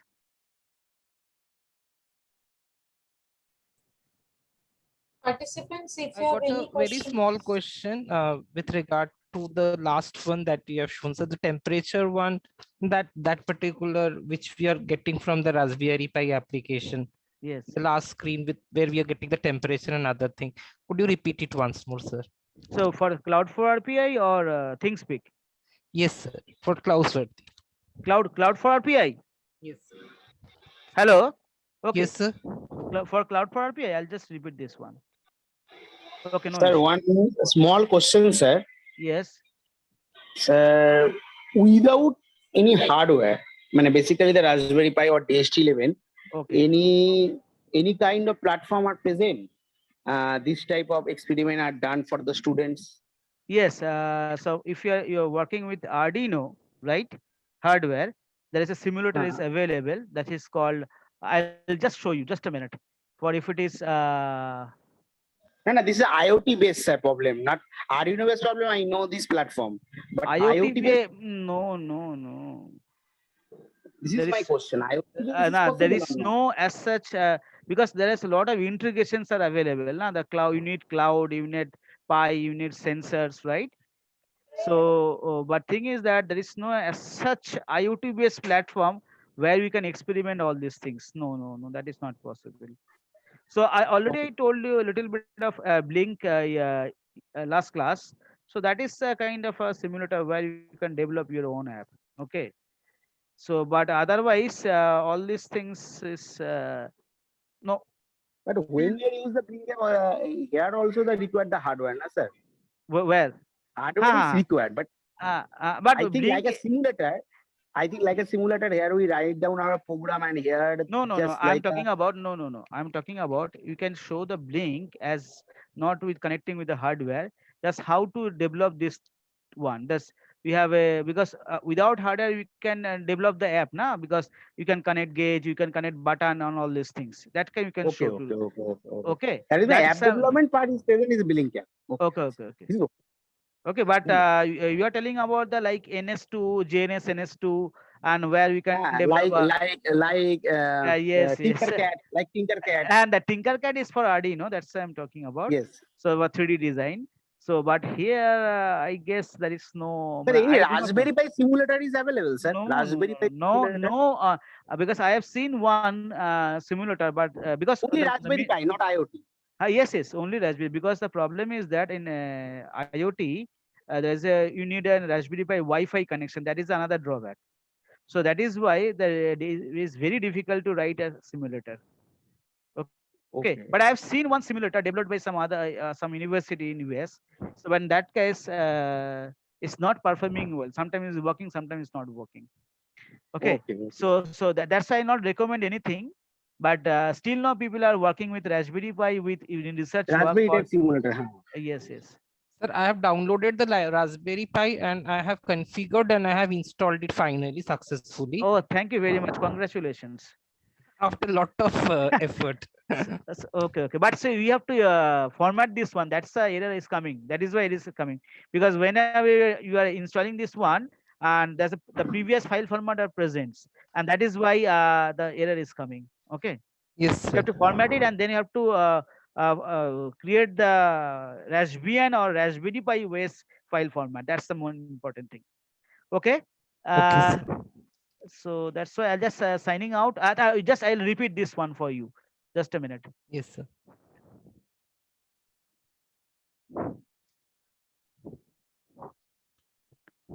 For Cloud for RPI, right?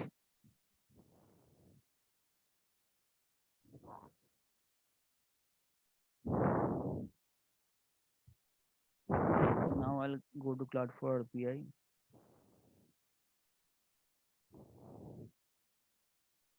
Please wait. Cloud.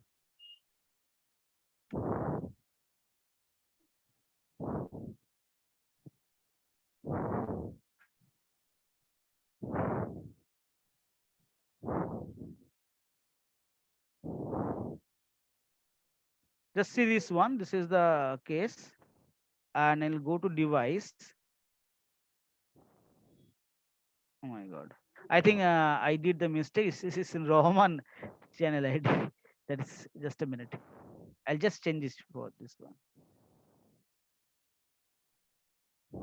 This is mine. This is the ID, device token ID.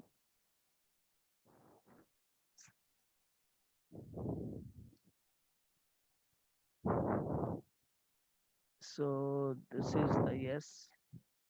Just a minute.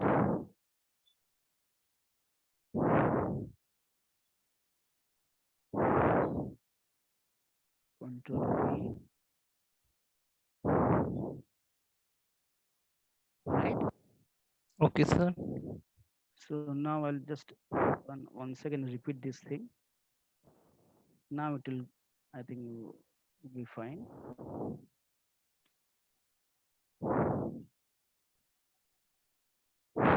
Just I'll show you 1 minute.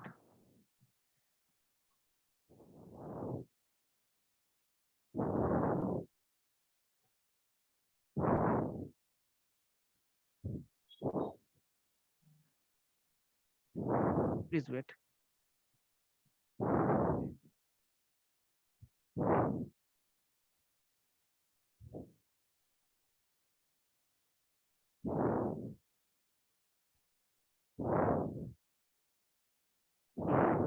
So now it is working fine. So go to device. Is now it is okay. Just see this one. This is the temperature and the humidity. And if you go to the control panel, so connect it. I think you'll get the temperature value. This is the temperature value. This is the humidity value, and this is the this one. If you go to edit mode, go to edit mode, and you can remove and you can also add. Right? Okay, Understand? sir. So can I add one? Yes, sir. I'll remove this two, right? And go to add Add. widget, and then we select gauge and choose variable choose temperature, let's say, go down, add with gate, go down, see this one, okay, temperature. Okay, sir. Okay, sir. And if you want to do like this, one more, that is gauge and humidity, and add with gate, you'll get this thing. Okay, so Okay, accordingly you sir. can use whatever you want, right? But we can So add switch and other thing also. other thing also, but the gauge you can in display wise for visualization, gauge is very interesting because you can know the all the like clockwise, anti-clockwise you can see. That is why I've added gauge. Gauge and chart for this kind of data is more I mean if visualization is concerned is more suitable, right, than the other. But you can add switch, whatever analytics tool you can add, no issue. Okay, sir. Okay, sir. Thank you, sir. Thank you. Okay, so just going back. Okay, just said that I'm crossing this one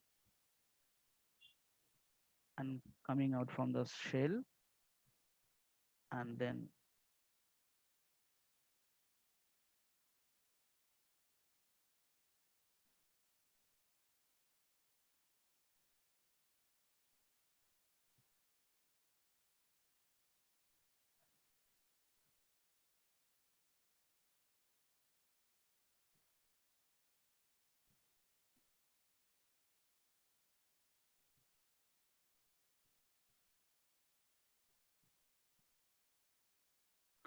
okay, Bapita, then thank you, right? Thank you, sir. So I think Thank it's you very useful much. And uh, today's session is very interesting, and you got more than one participants who are basically participated. And sir, actually, very thank you. And participants, we will again get sir with us in the next phase also. okay, So with much more interesting topics. And so now the main objective is the how can AI enable IoT. So how you can apply machine learning on IoT. Okay, that's the most important thing. So yes, those are sir. doing research or PhD, this is a very interesting topic that they can take up for AI enable IoT. So I have written few papers. There is Elsevier journal you can go through. So two are not yet published. So SCI and all. So so this is the most challenging thing because if you write a paper on that, so immediately this will be accepted. AI enable IoT. The most of the special issues are coming. Good journal is with this AI enable IoT. And the last one will be the how you secure the data using blockchain. So that is the IoT data using blockchain. That is another important thing. So this, if research is concerned, so anyone can give us slide presentations, but the very rare people are there that are actually working on that area, even the IoT, IIT also. Okay. Yes, sir. Then thank you once again, Thank you, Bobita. sir. I'm just leaving, Sir, or you have any? Thank you sir, very much. please wait. Thank you very Okay, I'm much. leaving, right? Sir, Thank you. wait. There is something for you. Thank you. Organizing team, please share the memento. Sir, this is from all Okay. of us Nice meme. for you. And thank you, sir, for this wonderful Nice. presentation and this Nice. informative Nice session. memento. Thank you, sir. Our next session will Okay, start welcome. very shortly. So I will keep in touch with you after this session. Thank you very much, sir. I will keep touch base Okay. with you. Okay, okay. Okay. Thank you, sir. So participants, would you like to take 10 minutes break or we can start now?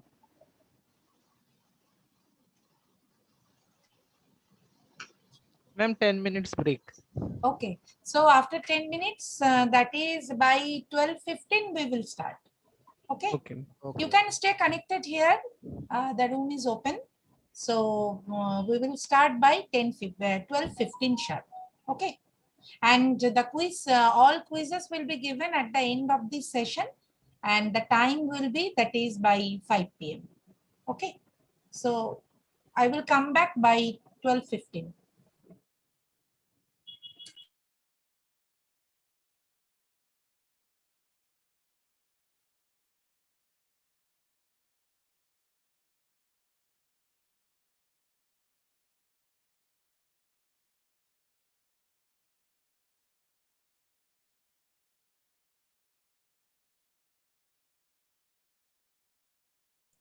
One announcement is there. Today will not be the final test. Final test will be on Monday.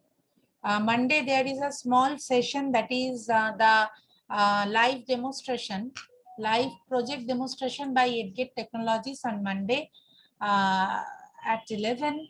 That will be hardly 40 minutes, 40 to 45 minutes session.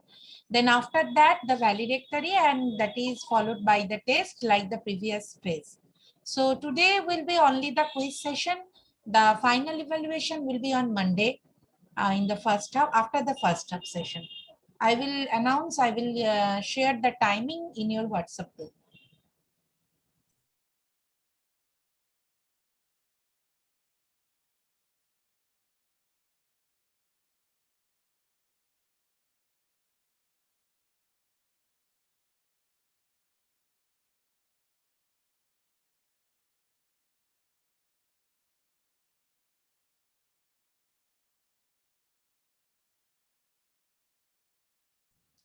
Kushal sir.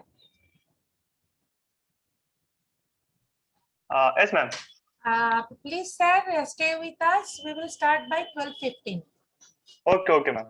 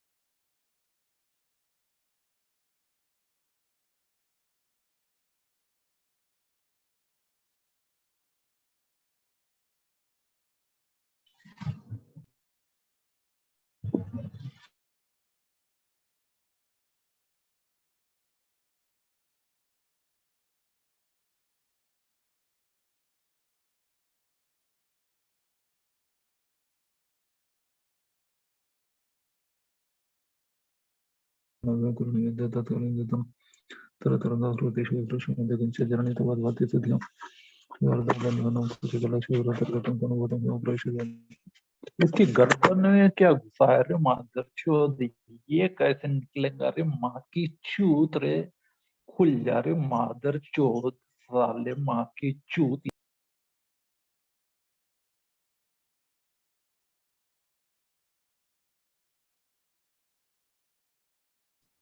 This is very unfortunate things from the participants' side. Please kindly mute yourself and please maintain the decorum of the program. Please maintain the decorum of the program and please mute yourself.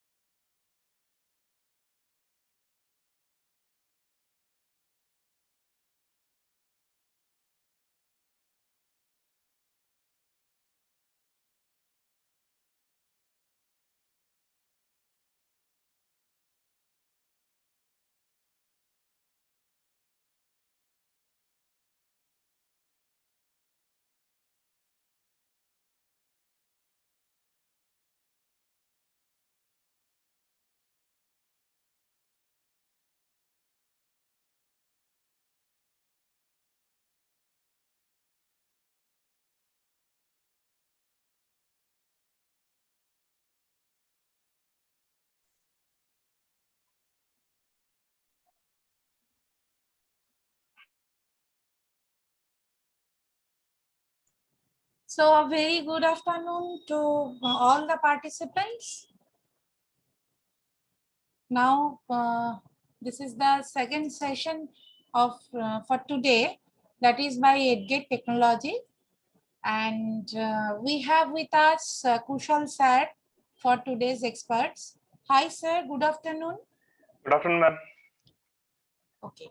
And I would like to welcome you in the second phase of AICT sponsored HTTP on Green IoT for Green Environment. In the first phase also we have with us, with you, take the one session now in the first phase also? Yes, ma'am. Okay. Yes, ma'am. Okay. First session. First session. Okay, sir. So welcome you again. And here some participants are basically they are retaining from the first phase, and some of them are very new in this phase. So Okay. and I would like to request the organizing team to share a memento for Kushal sir.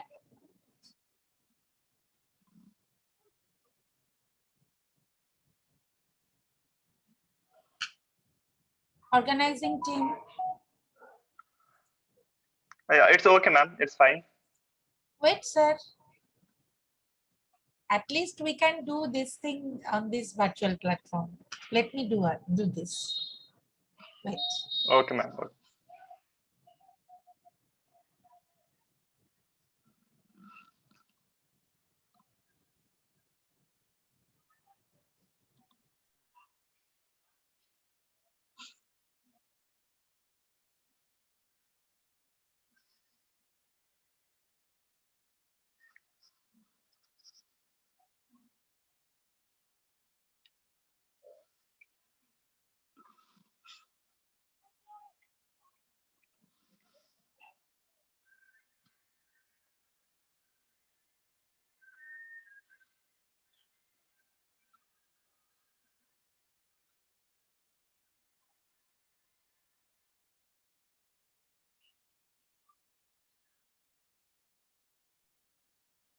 Hello, sir.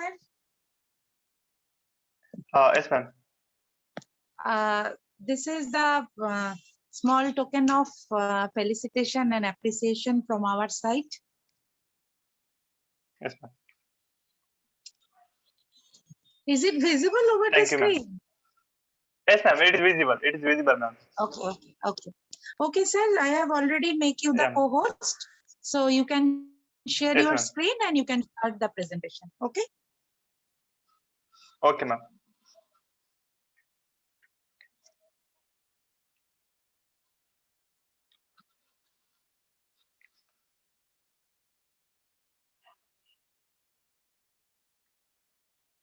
So today we'll be discussing about the Blink Cloud. So till now you might have learned about how to integrate IoT with the devices. So whatever the devices which we were having, so which is from the Texas Instrument, we have learned about TIBA microcontroller. So we have seen the basic features and some of the programming part as well with the help of Internet of a Things. Now, there we have not connected any clouds. Okay, so when we were going through the IoT concept, So there we have not used any cloud. So just like which are the protocols which will be using for the IoT. So with the help of that, we have conducted or we have our experiment. So when we come across an IoT, so cloud plays a very much important role. Okay, so there are lot many clouds available. So you can go for any cloud. It is not like that you should go for a same or one particular cloud. So there are lot many clouds. So we have Blink Cloud, then we have ThinkSpeak, then we have Amazon Cloud, then we have Google Cloud. So there are a lot many clouds which are available. Now, what is the advantage of a cloud? Okay, so when we do any IoT kind of applications or any different kind of application, what happens when we require to store the data? Okay, we require to store the data.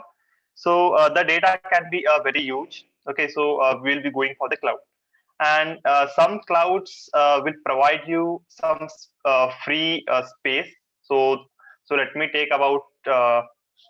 So when we are talking about the Google Cloud, so Google Photos we are going to store, right? So it will give us around 15 GB of a free usage. After that, if you want to store more than 15 GB, so you need to purchase the license and you can store the data. So a similar thing happens with the data whenever we come to store any real-time data and all. So here we'll be making use of the Blink Cloud. Okay, here we'll be making use of a Blink Cloud, and this particular cloud will also provide us some free space where we can store our data. So let me share my screen.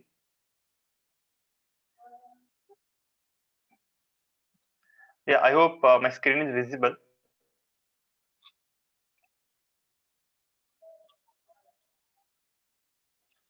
So here what we are going to do is, so I'm having the microcontroller. So that is the Tiva microcontroller. And I'm having the booster pack, which is again from the Texas Instrument. And the name of the booster pack is CC3100 booster pack. This booster pack is the Wi-Fi booster pack. Okay. Now, whatever the microcontroller I'm having, it is a 40-pin microcontroller, so that we can program the 40 pins. And the booster pack is also of a 40 pins. Now I can mount this booster pack, okay, on the top of my microcontroller or at the bottom of my microcontroller. So these are the two different options which I'm having. So just let me show you.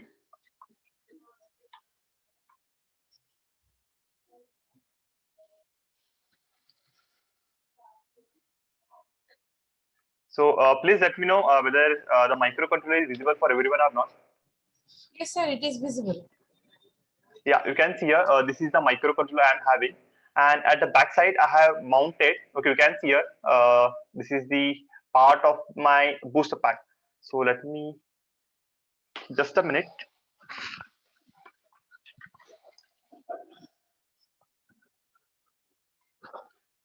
Yeah, you can see here, this is my booster pack. Okay, this is my booster pack, which I'm having from the Texas Instrument. And this is my microcontroller. Okay, this is my microcontroller. So again, this is from the Texas Instrument. And here you can see, okay, here you can see on the left hand side, 20 pins are available. And on the right hand side, total 20 pins are available. So total 40 GPIO pins which are available. And for this particular booster pack, okay, for this particular booster pack also, I'm having 40 pins. Okay, you can see here. So these are, here we have 20 and here we have 20. So total 40 pins which are available. Now here you can see this is my microcontroller. Okay, this is my microcontroller. Now I can mount like this. Okay, I can mount like this on the top of the microcontroller, or I can mount on the bottom of the microcontroller. Okay, now in this you can see here I have mounted my booster pack. I hope you guys are able to see. So here is my microcontroller, and you can see here this is the booster pack which I'm having. Okay, now I have mounted on the bottom of the microcontroller. Okay, so we have the strip here where we can insert the pins. So these are the female strips. I have inserted the male strip inside the female, so that this particular microcontroller is now connected with my booster pack. Okay, now you can see here, this is the microcontroller and this is the booster pack I have mounted. So those who have not attended the first phase, so there we have discussed about the Tiva microcontroller. Okay, so there we have studied the basic features of the Tiva microcontroller and basic example related to the Internet of Things. So here the software which we are going to use for my programming part is the energy of part. Okay, is called as the energy of software which I'll be using. And apart from that, I'll be making use of a Blink cloud. Okay, now Blink cloud. Okay, Blink is the cloud which is used to store the data for the IoT kind of applications, and which we can access the data with the help of Blink app. Okay, so Blink is providing its own app, and this app has some of the graphical user interface. With the help of this graphical user interface, either we can write the data to the cloud and we can read the data to the cloud. As a part of a cloud, so we know that when we are talking about a cloud, so either we can store the data into the cloud or we can read the data from the cloud. Now, when I'm having the device, I'm having the app. Okay. Now, if I want to store my data, okay, from anywhere from the country or anywhere from the world, now this data will be not directly sent for the device. Okay, so it is sent for the cloud, and the device should be connected for the internet, and it is going to access the data from the cloud, not from the mobile phone directly. Okay, so with the help of cloud, it is going to access the data. So I'm having the mobile app. Okay, so you can also download the mobile app with the name called as Blink. So BLYNK. So this is the name of the mobile app which you can download. So let me share the screen.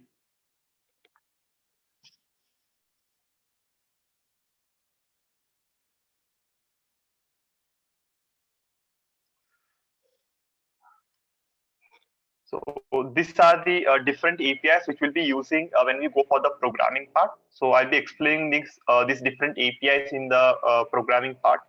So as of now, I'll be go further.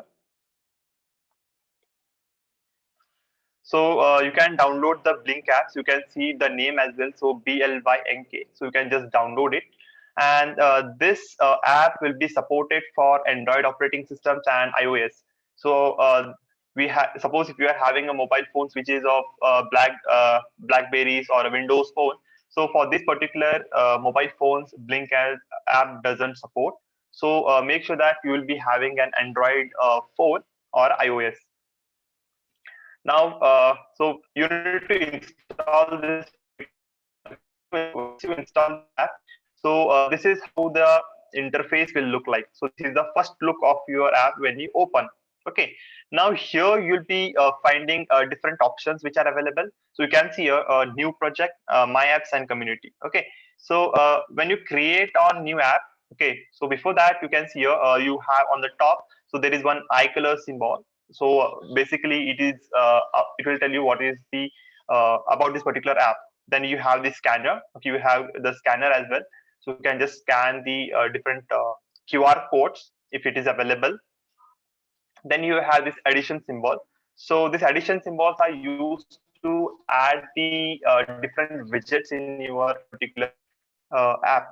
Okay, now here the first procedure is like we need to create our project. Okay, so what you can do is, so here the first option you can see here, so new project, you can just select this particular new project to create your first program or the first application.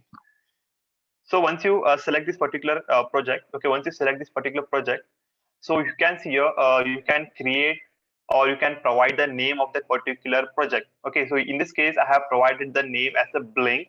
Okay, and next thing is we need to choose the device. Okay, so this Blink app won't support only TI tools. Apart from TI also there are lot many devices or lot many tools which can support. So from this, if you're using the TI tool, so you need to select the TI Tiva C connected if you're using Tiva microcontroller. If you're using MSC430 microcontroller, you can go for MSC430. Or else if you are using any third-party microcontroller such as ESP or any PIC microcontroller, then you can select from this particular box. Then the next you can see here the connectivity. So here the connectivity type I have selected it as a Wi-Fi. So there are different types of a connectivity you can select. So you can select Wi-Fi, you can select Bluetooth, you can select Ethernet, and so on. So in this case, I have selected the Bluetooth. I have selected the Wi-Fi. And after that, you have one more mode. So that is nothing but the theme. So what should be the theme of your particular page or the particular app? So here I have selected for the dark. If you don't want a dark, you can go for the light. And here, once you select the create button, okay, once you select the create button, so the project will be created. Okay, the project will be created. And once the project is created, okay, one email will be sent for your mail. So whenever you install this particular app, okay, so you'll be providing your Gmail ID. Okay, you'll be providing your Gmail ID for creation purpose. Okay, so in this particular Blink server, okay, the Blink server will send you one token link. Okay, so the token link will be sent through the Gmail, not to the any different kind of messages or like that.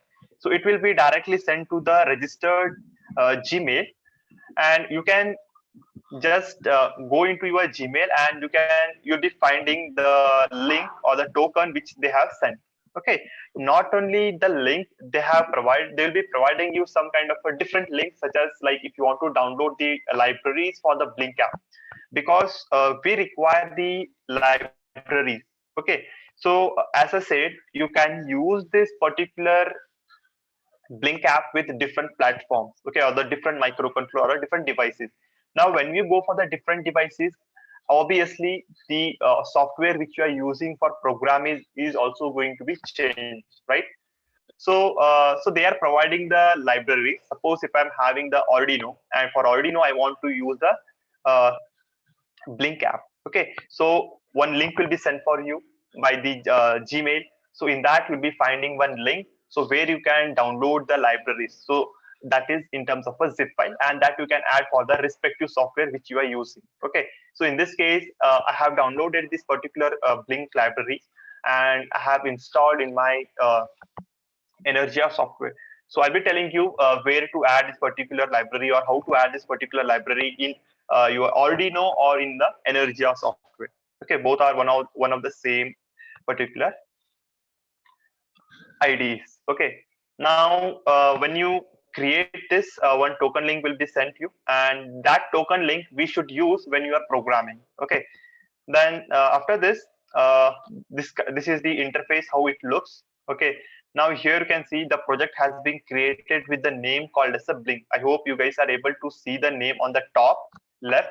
So this is the name of my particular Blink, or the name which I have created. So when the project is created, we need to add the widgets. Now, what are the widgets? Okay, so this is the advantage of your Blink software or a Blink app. So they are providing you a different kind of a interface. Okay, with the help of Android application, that is mobile application, you can add the varieties of a widget in your app. Suppose if you are not using the Blink server, if you are using a different server. So let me take an example of your ThinkSpeed.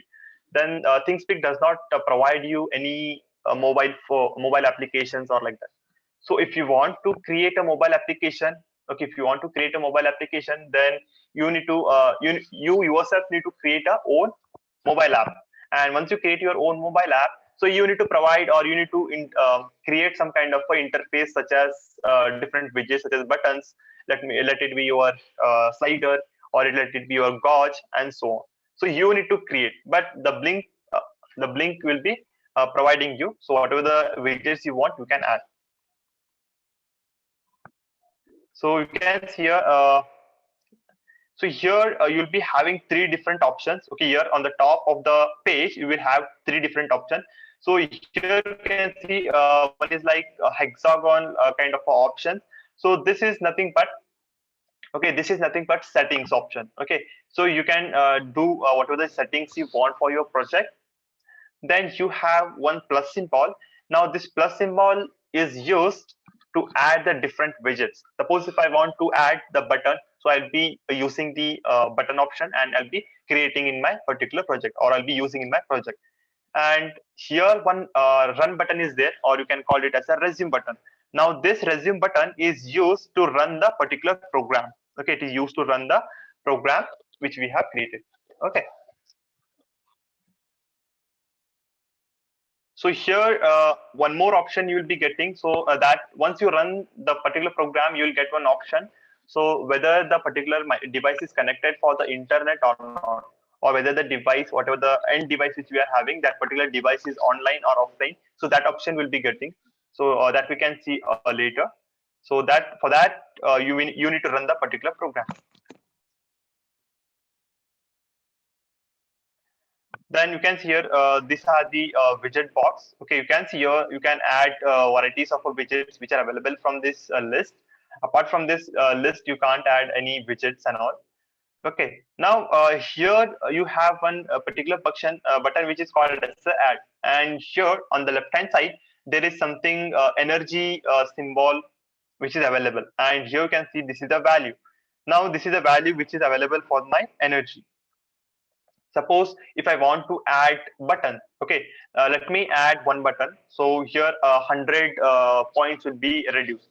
Suppose if I add one more button, so you can see here below to this button, so energy level they have given. So if I add a button, so 200 energy, 200 use, and it remained with the 500. Okay, so again still two I can add. But if I want to add more, okay, if I want to add more, then you can see here you need to just pay for it. Okay, you need to just pay for it if you want to more. If you want more, then you can pay for it and you can use it. But some extent around $2,000. Okay, you can see here. So this is not a money matter. Okay, so here you can see this is a $200 symbol. So this is the energy level. So around 2,000 energy you can use for free. Okay, after that if you want to use, then you need to pay for it. Then here you can see I have created the button. Okay, I have created the button, and now it is ready. So that we can just run our particular program. Okay, so this is the complete procedure. So let me go for programming part, and we'll be see how to code this particular microcontroller. And here on the top you can see, okay, so these are the different APIs which we are going to use. I hope the participant who has attended our first sessions, so or the first phase, so they might have gone through this particular API. Okay, so here some few APIs which have added additional. So you can see that. So these are the Blink APIs. So only that will be added later. So let us go for the programming.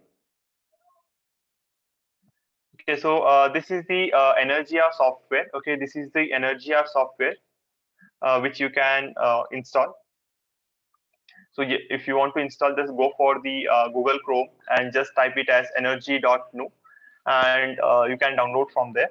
So this is the Energia software, and if you know how to program your, or if you are aware of your Arduino IDE, so it is completely same as your Arduino IDE, but this particular IDE, that is Energia IDE, is meant for only TI tools.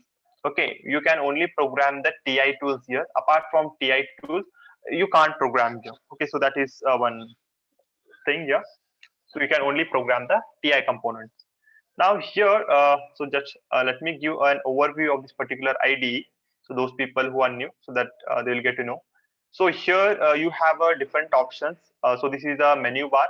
So in the menu you have a file option. So if you click on file, so you can just create a new project, or if you want to open the recent. And here there are some sketchbooks are available. Then here are some examples. So basically, whenever you install any ID, or sorry, whenever you install any libraries, so if that particular libraries has any examples, so you can just grab it from here. Okay, then you can save or save as the project from here. And here this is my edit option, so I can go and edit whatever the things I want. Then this is the sketch part. So in the sketch part will be just verifying the particular compiler, or we can upload, or if you want to add any additional things, so you can do it from here. Then this is the toolbar. Then this is the tool function where we can select our particular device. Now we have a microcontroller with us, so that is the Pvt microcontroller. Now what I'll be doing is before selecting, or before I'll be programming, what I'll be doing, I'll be selecting the board first. Okay, now here you can see just I have entered into the board part, and from this I can choose the board whichever I want. Okay, I can choose the board whichever I want. So in this case, you can see here I have selected the launch pad, that is a TIVA C series, and this is a series name, that is TM4C123, and here you can see there is a frequency as well. Okay, so this is the operating frequency of the microcontroller, and this is the default. This is default when we are using Energia software, okay, or Energia IDE. But when you go for the different software such as Code Composer Studio, you can vary the frequency as per your requirement. But here the frequency is fixed. Okay, here the frequency is like default. They have given it as a 80 megahertz, and this 80 megahertz is the operating frequency range of my microcontroller. Okay, and it is a 32-bit microcontroller. Suppose if the microcontroller is not available here, okay, if it is not available here, you can select the board manager, okay, and you can just add the respective launchpad which you want to use in your program.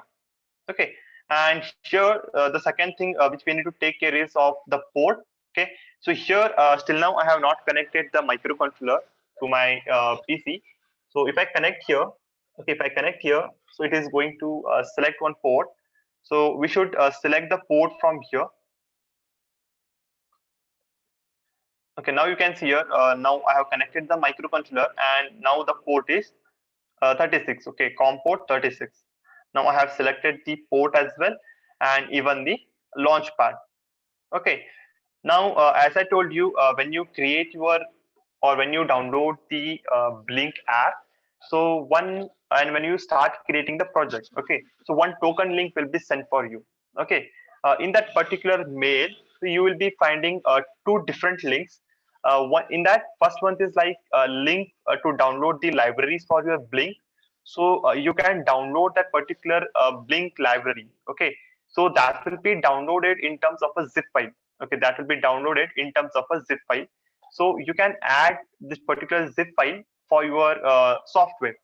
Okay, now just let me tell you how to add this particular zip file. Okay, or else you can just go for the Blink official website. From there also you can download the Blink library for your Energia software.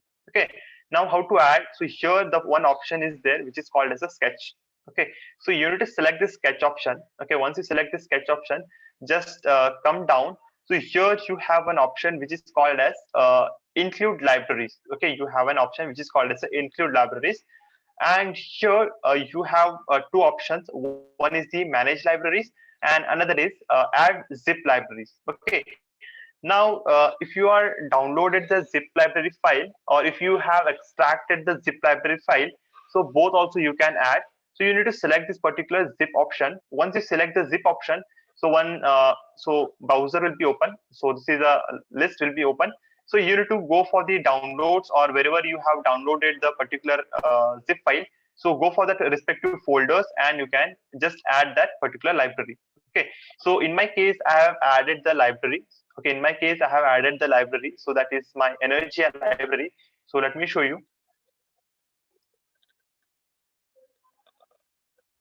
Yeah, so you can see here, in my case I have added this Blink simple link energy Wi-Fi library for my particular software.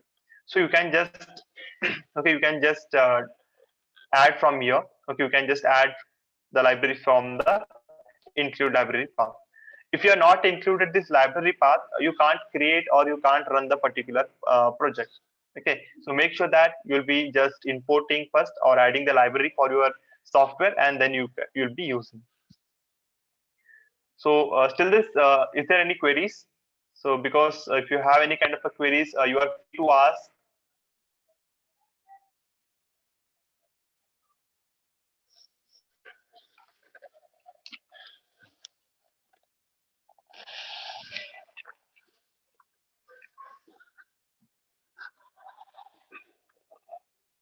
Okay, now let us look into how to create the project. So already this is the project which I have created. But if you want to extract, or if you want to get the example code, so from there only we can get. So let us go for the file. Okay, so you can see we have the different menu option.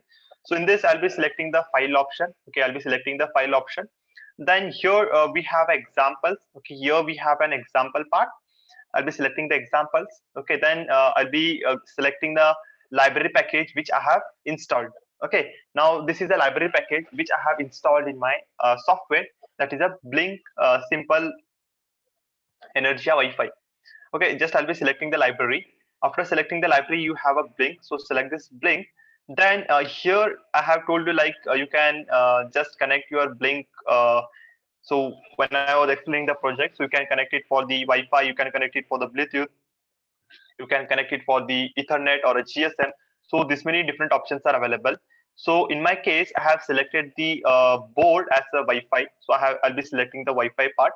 Then here, okay. So here you can see not only for TI tools, you can see here it is for your Arduino as well. Okay, Arduino ID or the Arduino software, it is available.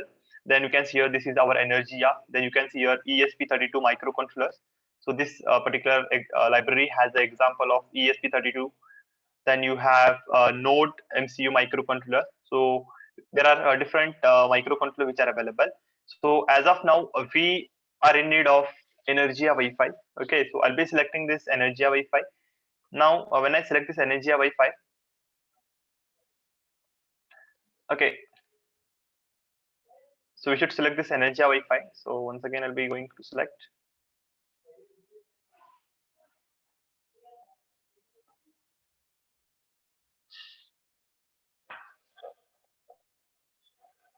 Yeah. So once you open this Energia, okay, so this is the empty project, how it looks like. Okay, this is the empty project, how it looks like. So here I have, let me close this.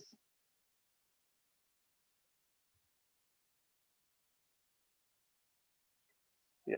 So once again, I'll be selecting.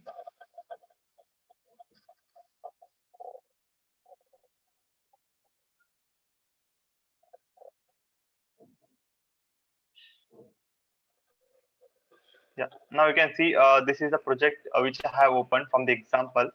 And if you scroll it down, okay, if you scroll it down, so you can see here this many things which it has been included before itself. Okay, so this is the you can call it as the dummy project. Okay, this is the dummy project which it has been created in the example part. And here we need to change, or here we need to write our complete program as per our requirement. So if you come from top, okay, you can see here. So there are some header files they have included.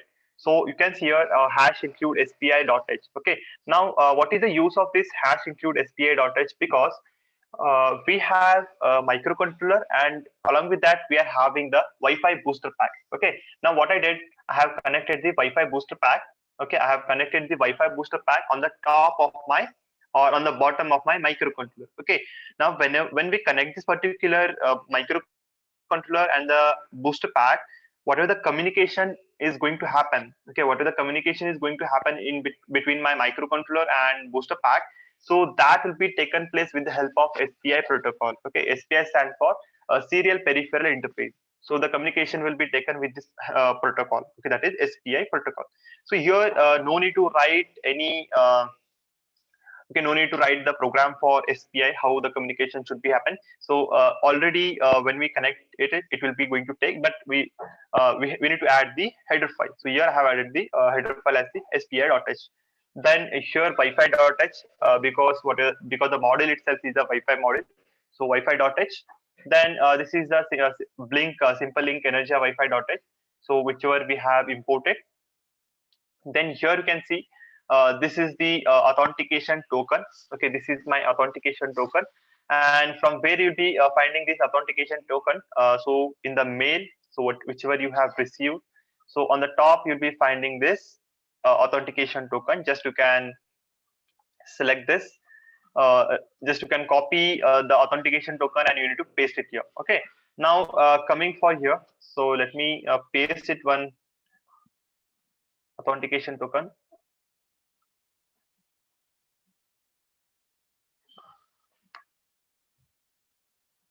Okay, so what I'll be doing is just I'll be pasting it here. So what is the authentication token which I'll be getting from the mail? Then here you can see here this is the SSID. Now SSID is nothing but your hotspot name. Okay, here you need to provide the hotspot name. So I'll be providing my hotspot name here. I have provided the hotspot name, and here we need to provide the password. So I'll be providing my password here. I have provided the password. Then if you come down, okay, if you come down, so here we have one section which is called as setup section. So what we usually do in setup section, so here all the initialization part, whichever we are going to use in our program. So I'll be just initializing all the things in my setup part. Now, so our first experiment is like turning on the LED and turning off the LED from my of my particular microcontroller. Okay, so basically I'm having 3 different LEDs, so which are present on the microcontroller. So let me show you the image. Okay, so this is the image so of my particular microcontroller, and this is the pinout diagram, so which I have downloaded it from Energia IDE. Okay, I have downloaded it from my Energia IDE. So here you can see here there are different pins which are available. So you can see here, you can find out the color codes. So these are the different color codes which are available. So here you can see I2C, serial UART, SPI. So SPIs are colored with red color. So whichever the pin you can see a red color, so those are the SPI pins. Okay. Now here analog read pins are available. So you can see here these are the analog read pins, and total 12 analog read pins are available. And whichever the green color you are seeing, so those pins are nothing but your digital write pin or digital read pin. Now here we'll be providing, or here for this particular value, we are going to provide either logic 1 or a logic 0. Okay, so those are called as a digital read or digital write pins. Okay, now here I need to check for the buttons, or here I need to check for the LED. Okay, because I want to do a blinking of a LED program. Okay, so you can see here, this is my LED program, or this is my LED which is available. For this particular LED, I need to configure now. Okay, now let us see. You can see here, this is the tricolor LED, so which is going to have red color, which is going to have green color, and which is going to have the blue color. So all this color can be turned on from the same LED. Okay, only one LED, which is called as the RGB LED, and which is going to give us 3 different colors.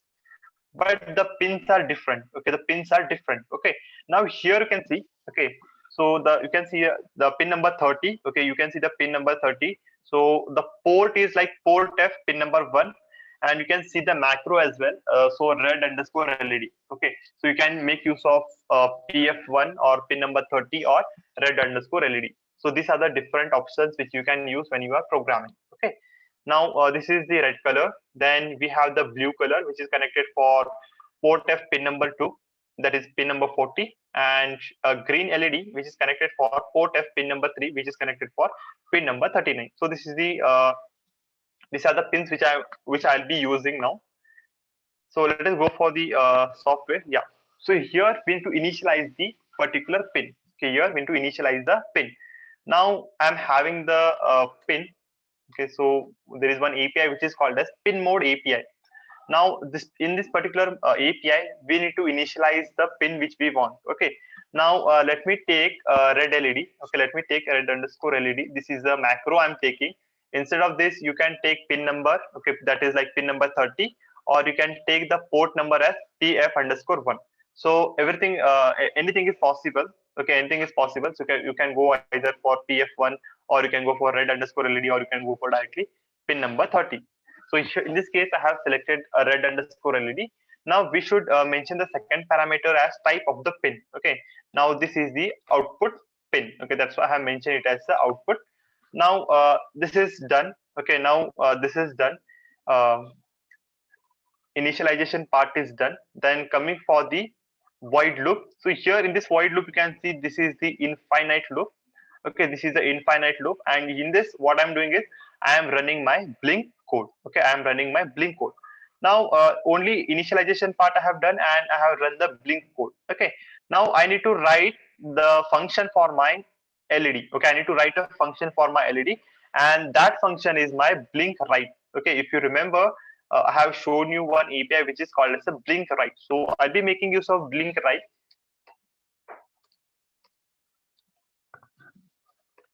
So this is the function which I need to write. In this, we need to mention. Okay, in this we need to mention one parameter. So as of now I have passed it as a V0. Now what is this V0? Just I'll be explaining in a few minutes. Okay, I'll be explaining in few minutes. Now this is the writing function. This is the blink write function. So whenever I'm sending any data from my mobile phone, okay, that is from my Blinks app, so that data is going to store inside a Blink cloud. Okay, that data is going to store inside my Blink cloud, and from the Blink cloud it is going to send me, okay, from Blink cloud it is going to send me data for this particular variable. Okay, so let me show you once again.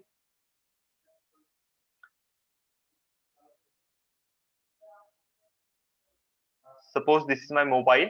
Okay, this is my mobile. Then here I'll be having the cloud. Okay, here I'll be having the cloud, and here I'll be having my device. Okay, here I'll be having my device. Now suppose if I create any button here, okay, I'll be creating a button. Now, okay, the virtual pin I need to provide for this particular Blink app, so I'll be providing it as a 0, that is a V0. So you can provide any number between V0 to V8. So you can just find out it from the app. So any number you can pass. So here I'll be providing the pin number as a 0. Now in this server, okay, in this server, now this V0 is now busy. Okay, V0 is used. Okay, now when I press this particular button, the value in my server will also become 1. Okay, if I'm not pressing, the value will be like 0. Okay, if I'm not pressing means the value in the server will become like a 0. Okay, now this server and this device is connected. Now server and device is connected. So this is a bidirectional. Either device can send the data to the cloud, or cloud can send the data to the device. So in the similar fashion, device can send the data to the cloud, or cloud can send the data for the device. So both are possible. So both the things are possible. Okay. Now here what is doing is, so whenever we press 1, okay, when we press the button, so here this particular button, that is V0, is equals to 1, or it is becoming 1. Now same thing, this particular 1 will be sent. Okay, that particular 1 will be sent, and what we are doing is, so here you can see we are taking this parameter as a V0. Now this, if this particular V0 is 1, it is going to blink the LED. Okay, it is going to turn on the LED. Okay, it is going to turn on the LED. So if you are writing 0, if you are writing 0 means this particular LED is going to turn off. Okay, this LED is going to turn off.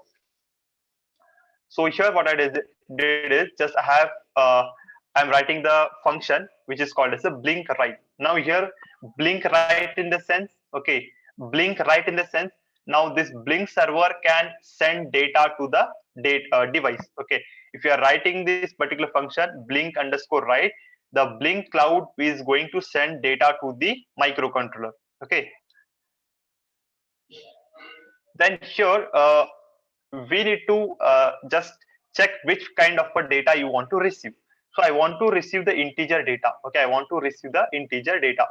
So what I'll be declaring as integer a. So I'll be declaring the data as the integer a. Okay, I have declared the data as the integer a equals to. Okay, now here we have one parameter. Okay, which is so it is a one type of data variable from the blink. So that we need to use. So it is like param. Okay, it is like param dot int. Okay, this is the param dot int. Now whatever the data which I'm having, that is a, that will store the integer variable. Okay, that will be stored integer variable whichever we are sending from the mobile app. Okay, so that is done. Then here we need to check whether the data is either 1 or a 0, because if the data is 1, I want to turn on the LED. If the data is 0, I want to turn off the LED. So what I will doing is just I'll be checking the status of the variable. Okay, just I'll be checking the status of a variable. If it is 1, what I'm going to do is I'm going to turn on the LED. To turn on the LED, so because LED is the output device and it is a digital output device. Okay, we are selecting in this example LED is as a digital output device. So digital output device in the sense either I can write the data as a 1 or either I can write the data as a 0 for my LED. So when we talk about a digital, we can either send logic 1 or we can send either logic 0. So here I'll be using as digital write. So here I want to turn on the LED. So here I'll be just mentioning the macro of my red LED, and I'm writing a value equals to 1. Okay. Then else what is happening? We are going to turn off the LED.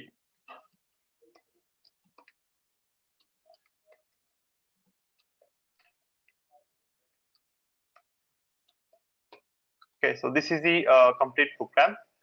So if you want to do further any application, you can do. So as of now, this is the program. So here you have one option. Okay, so you can just verify the program. It verifies the sense it is going to compile the program. Okay, it is going to compile the program.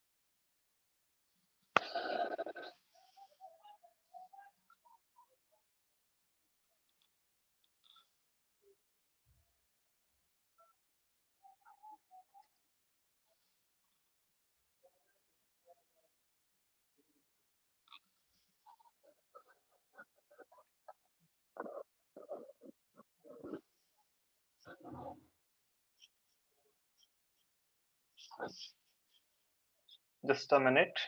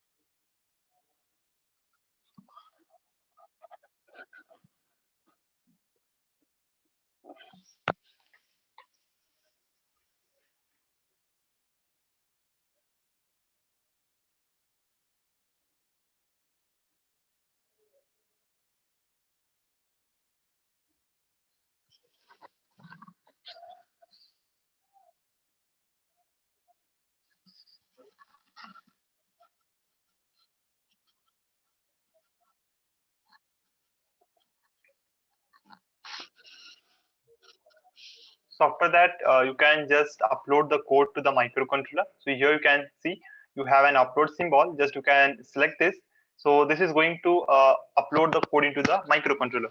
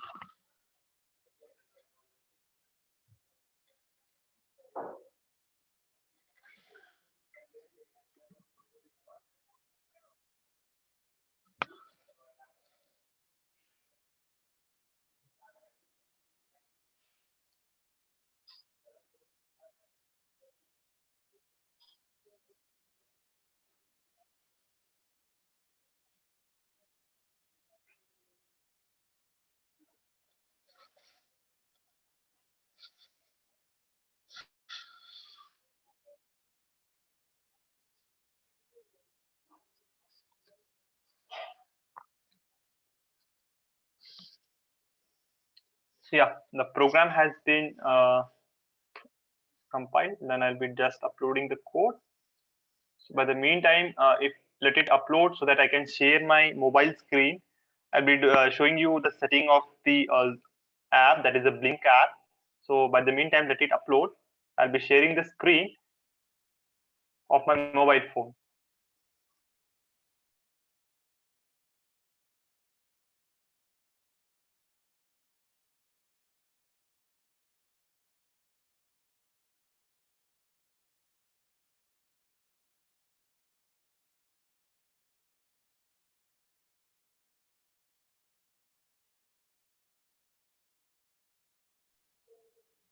Hello, ma'am. Hello. Ma'am, can you make me a co-host? So there is one more name with the name Kushal Nesarkar. So can you make a co-host so that I can share my mobile screen? Okay. Check. I made you the co-host. Okay, ma'am. Okay.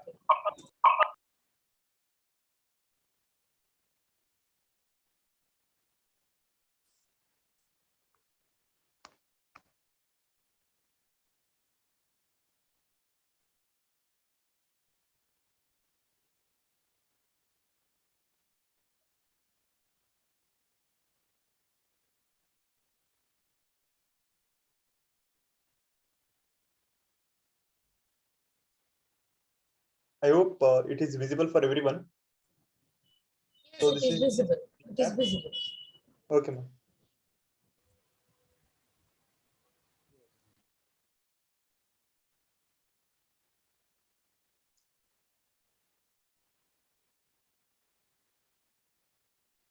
So this will be the first interface. So here you need to select the new option. Okay, here you need to select the new option, and here you have the project title name. So here you can provide any name.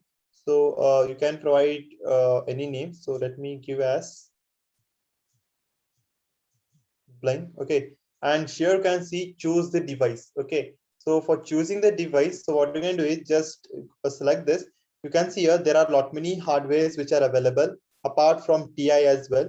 So here you will be select the board which you are having. So in my case, I am having the TIVA microcontroller. So what I'll be doing is just I'll be selecting this TIVA C connected. Okay, then connection type I will be keeping as it is.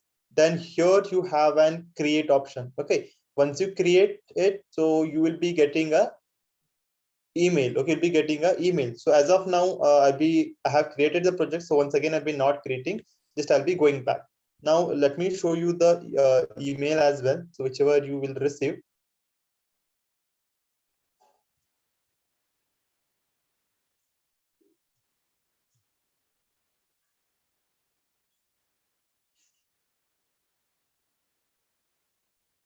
Yeah, you can see here, this is the authentication token for new project and the device and the new device. So this is the mail which has been sent by the cloud. Okay, that is the Blink cloud. Okay, here on the top, you can see we have the authentication token. Okay, then you can see here getting started guide you will get, then documentation link you will get, then sketch generator link you will get for the example purpose. Then latest Blink libraries you will be getting. You can see the link and you can download the zip file from here, and latest Blink server you can check which is the Blink server, and for that also you'll be getting the GitHub. Okay, so where multiple programs are available. If you want to try, you can go for it. So this is the link, or this is the token which they will be sending from the email, and you can see here this is the token. Okay, this is the token, and whenever you are inserting in your project, in your program, so you should insert very carefully because it is a case sensitivity. Okay, so if you are missing any one number or any one character, so everything will be not working. Okay, so make sure that you will be inserting it very carefully. Okay, then let me go for my app. So as of now, I have created. Okay, so this is the project which I have created. Okay, now I'll be opening this particular project. Okay, now here you can see here we have total different option on the top. First, I'll be selecting selecting the widget. Okay, now I'll be selecting the button widget. You can see here energy is like 2000. Okay, energy you can see here it is at 2000. Okay, so I can use any widget. Okay, I can use any widget in between this range. Okay, in between this 2000 range, I can use any. Suppose if I want further more, then I need to add it by.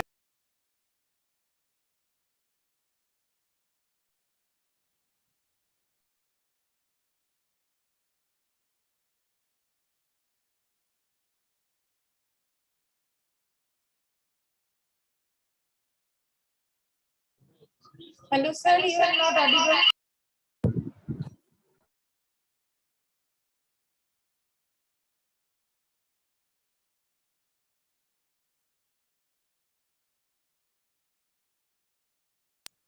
Hello.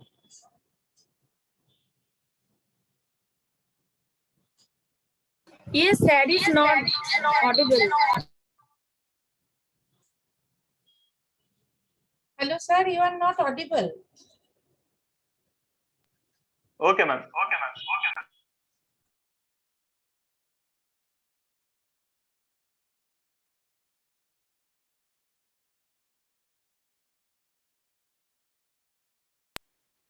Hello, I hope I'm audible now, ma'am, right? It is okay now. It is okay. Okay.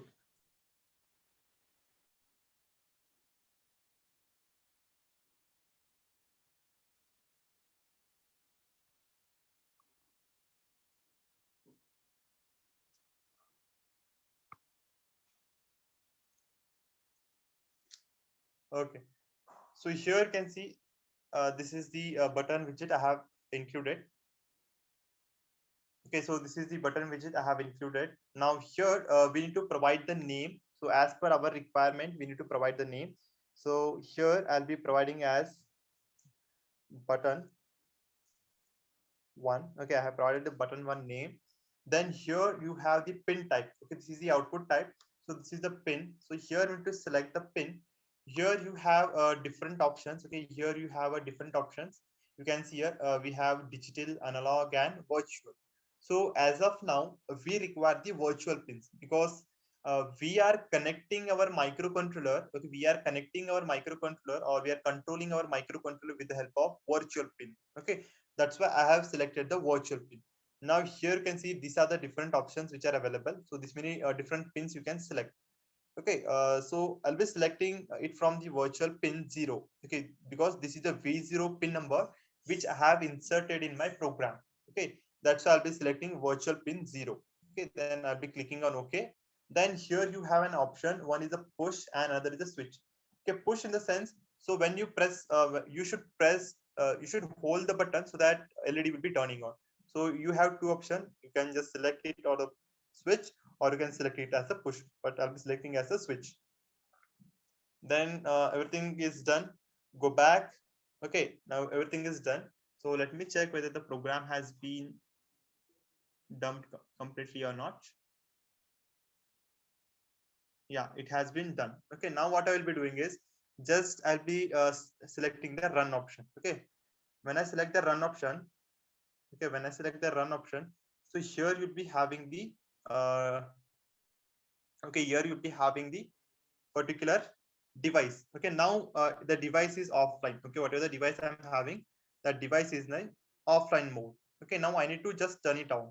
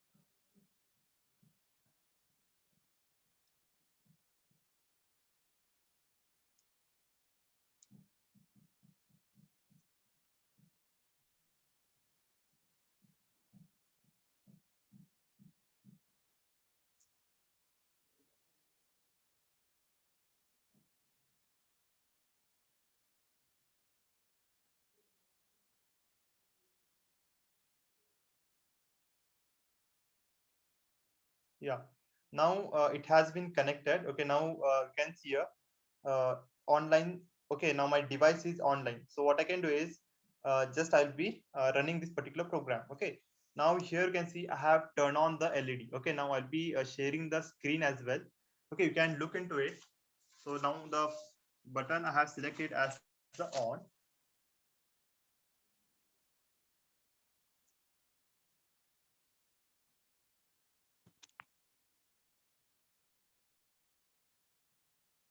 I hope you guys are able to see the microcontroller. Okay, whether the microcontroller is visible or no.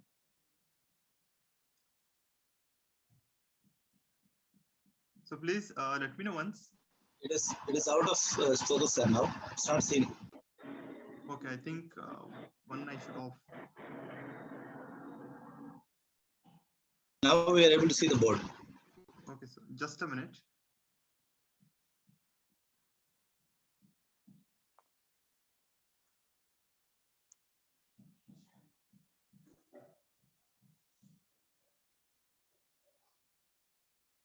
Whether the board and the screen is visible. Board not visible. Mobile screen is So visible. what you can do is you can just pin for Kushal Nesarkar, not Kushal Nesarkar, only Kushal, and the screen is shared by Kushal Nesarkar, sir. So there I have logged in with two devices. Is it visible, sir? So now the mobile display is there, sir, but the board is not there, sir. Actually, so I have joined with two different device. One is Kushal and another is Kushal Nesarkar. Okay, so one I have shared. Yes, I have shared. Now we are able to see. Visible now. I think now you can see. Is it visible? Yeah, it is now visible. Yes. Okay. Okay, now you can hear from my phone. I'll be press now button. Okay, the LED is turned on. Now what I will do is I will be selecting the off button. Now LED is going to turn off.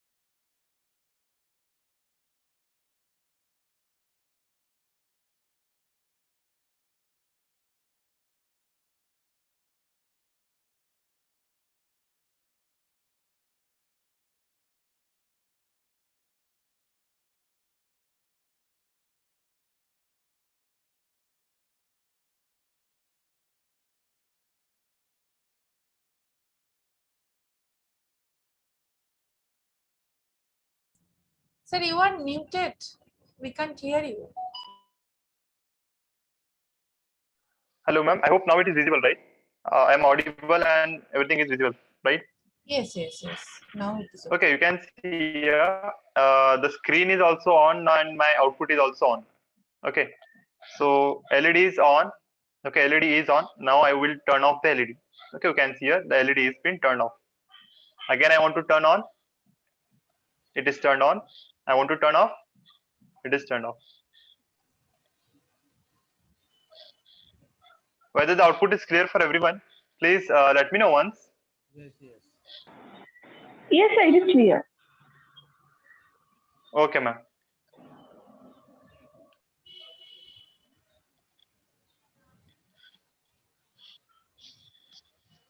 So this is the first example. Okay, this is my first example which we have seen, that is turning on the LED. So there are different options which we can use.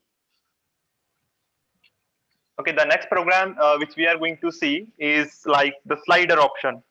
Okay, so there are different options. Okay, there are different options. So you can see. So let me share the screen once again.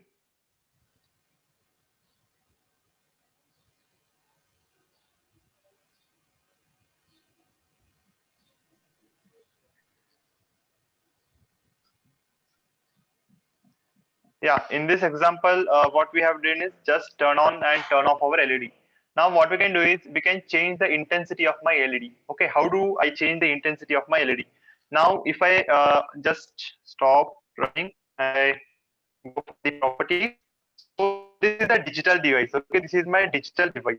So I don't want to use now digital buttons. I want to send the numbers. Okay, I want to send numbers. Now what I will do is just I'll be removing this particular button from my project. Then here I have add again. So in this program, you can see here I'm having the different button.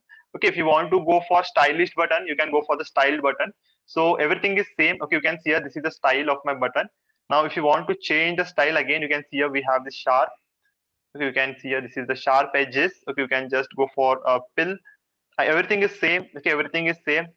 Then if you want to change the pin number, so again use the same thing. We should select the virtual pin again, V0 pin. Okay, now you can see here this is the what this is the design of my particular button. This is the style button. So everything is same. Okay, everything is same. Nothing is changed here. Okay, so I don't want to go for same option or the same widget what we have seen now. So now let us go for the different widget. Okay, so here you can see here I am having the slider, I am having the vertical slider. Then you can see here joystick we have, then zebra we are having. So let us see one or two more widget from the particular controllers. So let us go for okay. I'll be selecting the vertical slider. Okay, I'll select the vertical slider now. Then again, if you should go for the properties, just tap on the particular widget. Okay, just tap on the particular widget. Here you will have the okay. Here you need to change the pin number. Okay, so just I'll be selecting once again the virtual pins. Okay, because we are going to send the data virtual itself, right? I am selecting the virtual pin. Now you can provide. Okay, you can see here the range. Okay, you can see here the range that is 0 to 255. Now how to select the range? Okay, how to select the range? Now here whatever the device I'm having, that is the LED device, and here for value I can provide from 0 to 255. Okay, because for LED we can't provide more. Suppose if you're doing any PWM kind of operation. Okay, so at that time what you can do is, so again this is a PWM only because we are going to send the values. Okay, so here directly we are sending some integers values. Okay, directly we are sending the integer value. So this will be the depending upon the bit. Okay, if I'm having the PWM or if I'm having a particular model, if that particular model is 16-bit, then 2 to the power 16. So that will be the maximum range I can send or I can select. In this case, for not more, but 0 to 255 itself. Okay, now I'll be going back. Okay, now everything is done from the mobile app, setting the visual pin. Okay, if you want to change the title name, you can provide. Again, it's optional, so I'll be not just going into that. Then here you can see 0 to 255. I'll be keeping it as it is. Just I'll be going back to my program. Okay, now let us program. Okay, let us program now. So I'll be sharing the screen from mobile laptop now. If you can just look into it. Now let us program. So I'm not going to change the program. Okay, program, everything will remain same. Okay, everything will remain same. So here what I'm doing, I want to do is, so just I want to remove or exchange the API. So instead of now writing the digital write, okay, now we need to write the analog write. Okay, because we are writing some analog values. Okay, that's why we have an API called as analog write. Okay, so here again same LED I'm going to take, and here I'll be selecting a variable as a. So because whatever the values which are going to store, those values are going to store in this particular variable, that is variable A. Okay, again it is an integer type. So if you want to change the LED, so let me go for different LED so that you can see the intensity as well. So let us go for green LED so that we can see the intensity very good. Okay, just I have changed the LED. So again, in the declaration part, that is your initialization part, you should change the pin type. I have given green LED as the output pin. So here I'll be providing some delay. Okay, delay I'll be providing some 100 milliseconds. Okay, I have provided the delay. So that's it. Just I'll be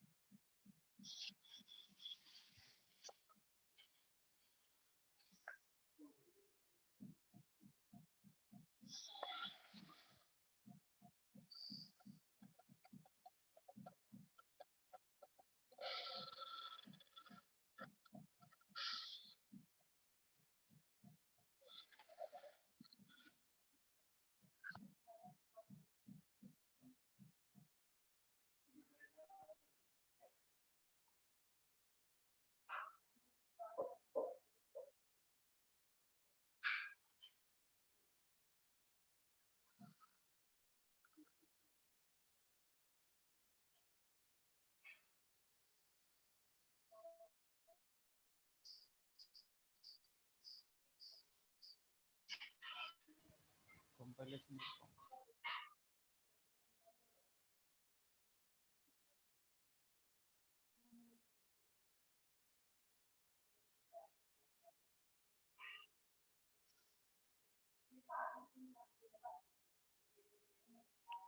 yeah. So I'll be just sharing the screen.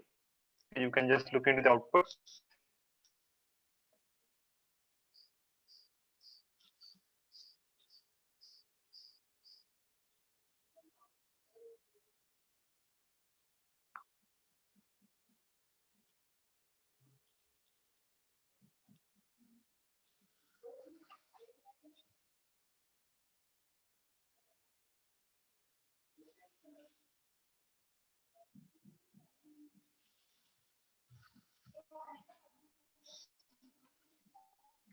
Yeah. So once again, just let me know whether the both screen as well as the output is visible for everyone or not. The launchpad as well as Board is not my screen. Same thing, sir. You need to select the questions for the output.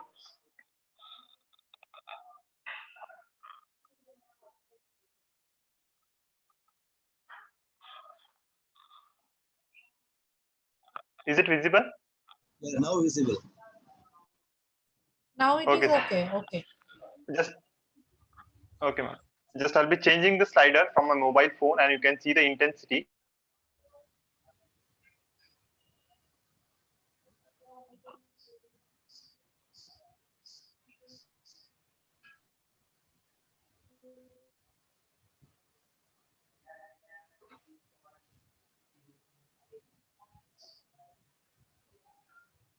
You can see here I have just changing the intensity from my mobile phone, and the same thing you can see on the launchpad. So whether the intensity is, are you guys able to see the intensity variation? Now I'll be going for highest. Just I'll be reducing.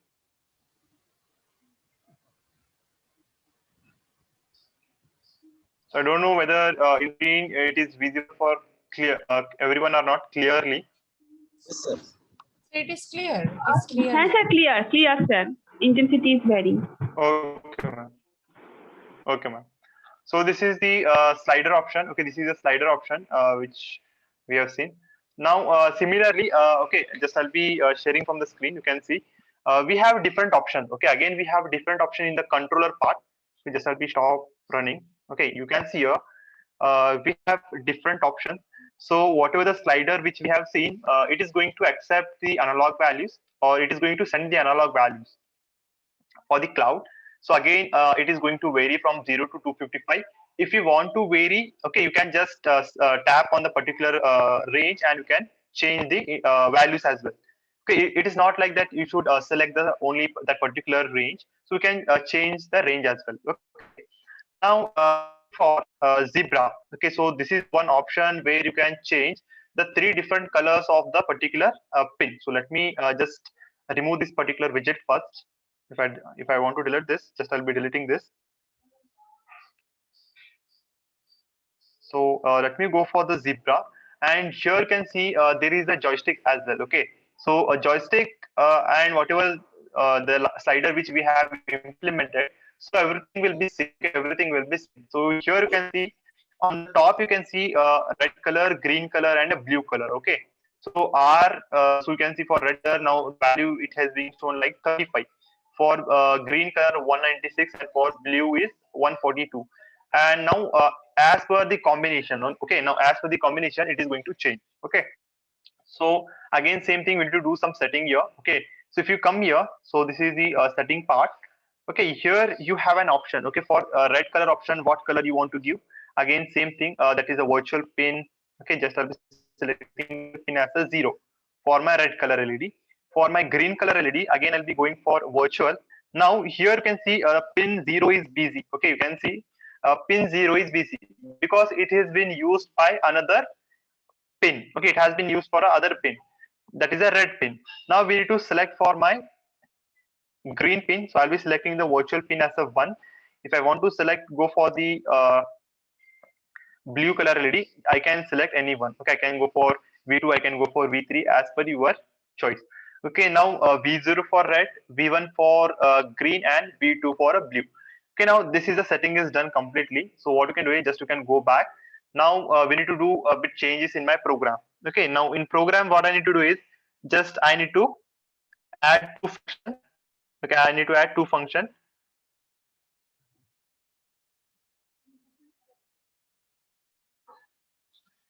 So I need to add two function, that is for my red LED and a blue LED. So just let me share the screen.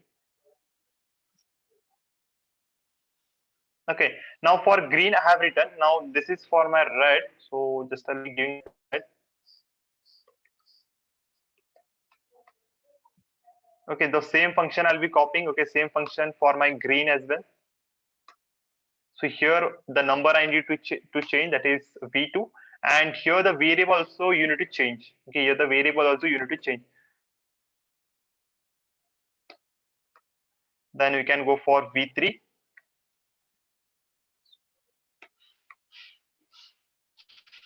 This is for my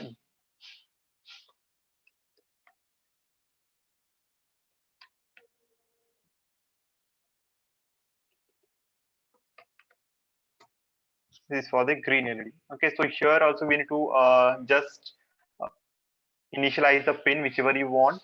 Okay, we have initialized for green. So for blue and red we need to initialize. So what I will do is just I will initialize both pins.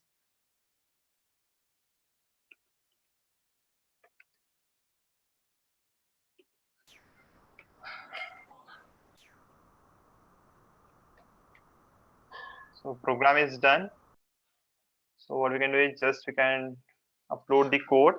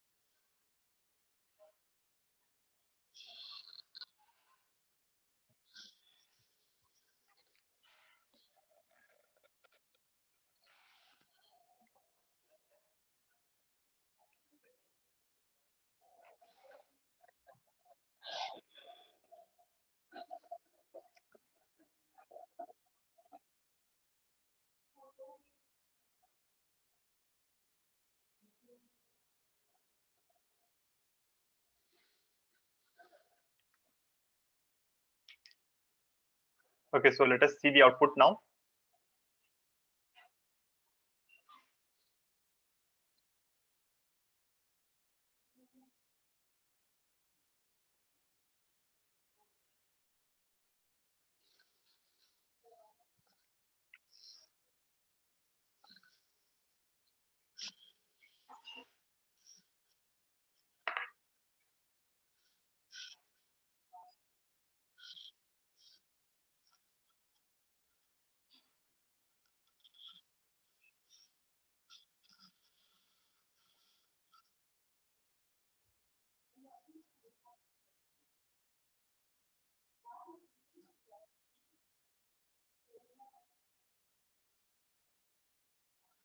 So for this experiment, I don't know whether you guys will be able to differentiate the different colors, because here it is the combination of three colors. Okay, it will be the combination of three different colors. Okay, just now you can see now it is a combination of green color and a blue color. Okay, it is a combination of green color and a blue color. But I don't know whether you guys are able to differentiate the color in the screen, because in the screen everything will be somehow it will be white. So just look into that and just let me know whether you guys are able to differentiate the colors or not. Now in the screen you can see the value for green is 66 and for blue is around 140 something. And you can see the color of my LED. Okay, you can see the color of my LED. It is somehow blue plus green.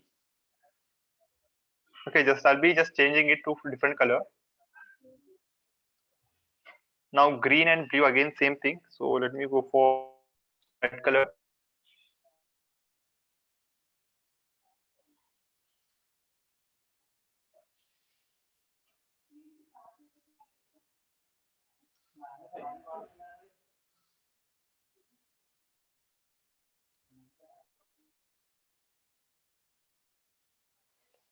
Whether it is visible. So please let me know whether it is visible or not. It is visible. The output. It is The visible. output is visible, but different colors are not identified. Yeah. Because of the resolution of the screens and all, we can't differentiate the colors. So this is the disadvantage part. So when we come for online, to show the output is very difficult task for us.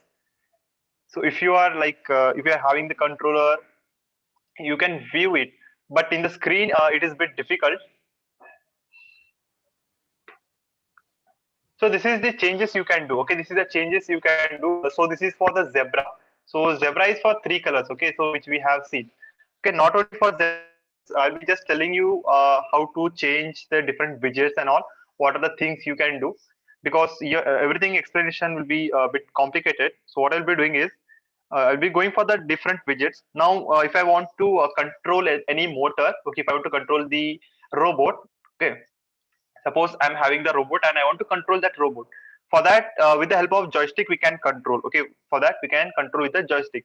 Now, this joystick has two different modes. One is x-axis and another is the y-axis. Okay, so what you can do is just tap on this joystick. So you'll be finding two pins here. I hope you guys are able to see. One is like pin 0 and one is for pin 1. Okay, again same thing you can pass if you want to pass. Okay, you can pass virtual pin. Now sorry, so this is like three pins are busy. You can go for the different pins. I can go for my pin number 3, and for another pin I can go for the pin number 4.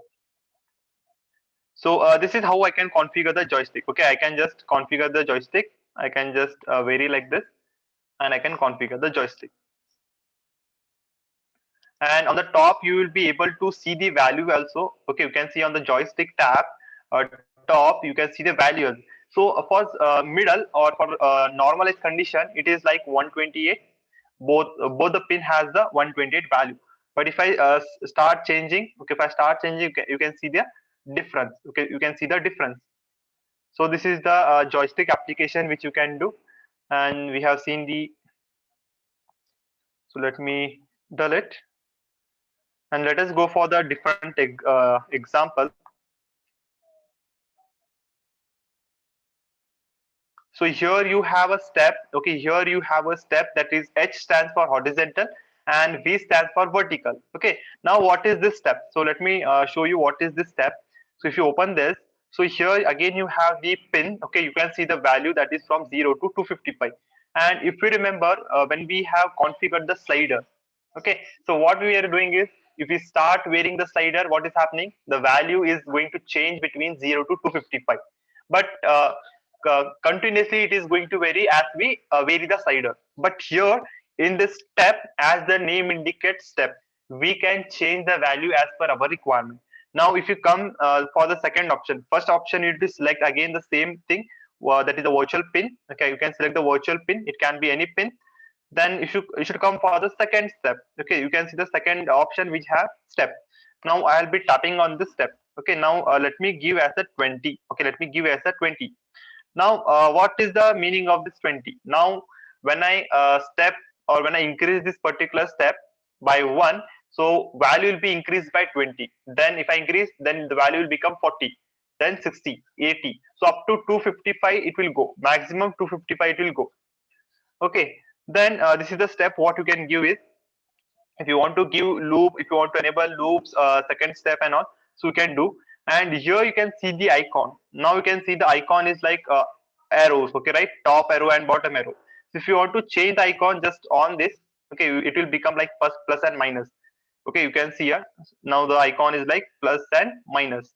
Okay, plus and minus. So you can select that as well. Then here you have the right interval. Now what should be the time? Okay, what should be the time? When I press the plus button, the value is increased by 20, and that 20 will be sent by the microcontroller. Okay, that value will be sent to the microcontroller.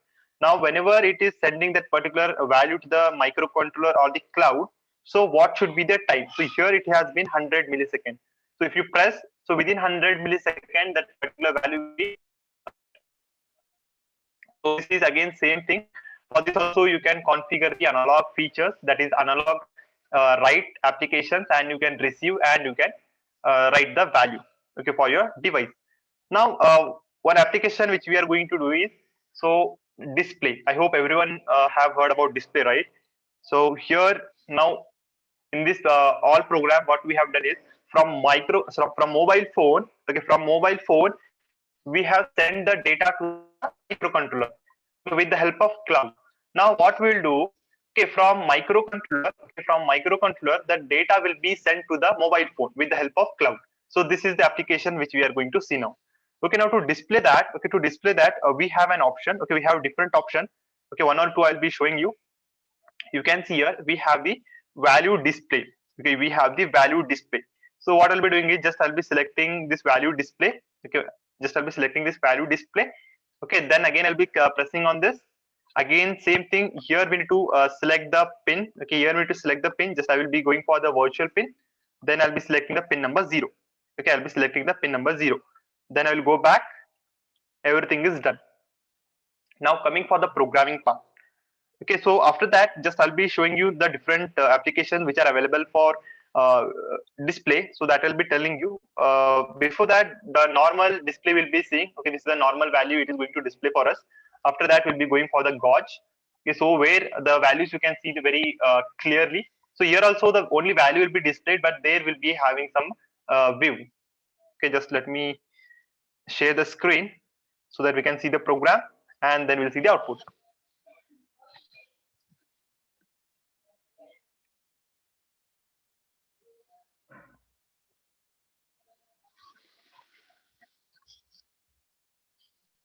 Okay, so here you can connect any sensor. Okay, you can connect to your device. So I am not. Okay, let me write the program first.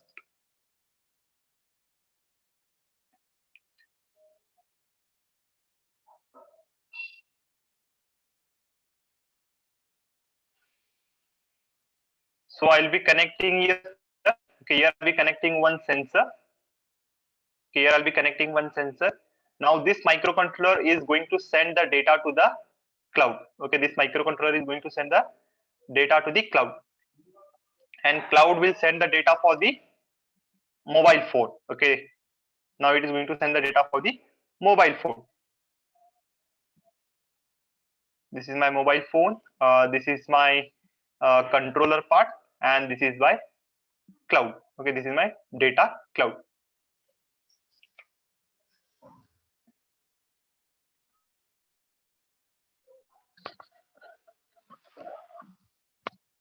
So here the function is going to change now. So in this function, the before function, what we were doing is, so you can see here blink right.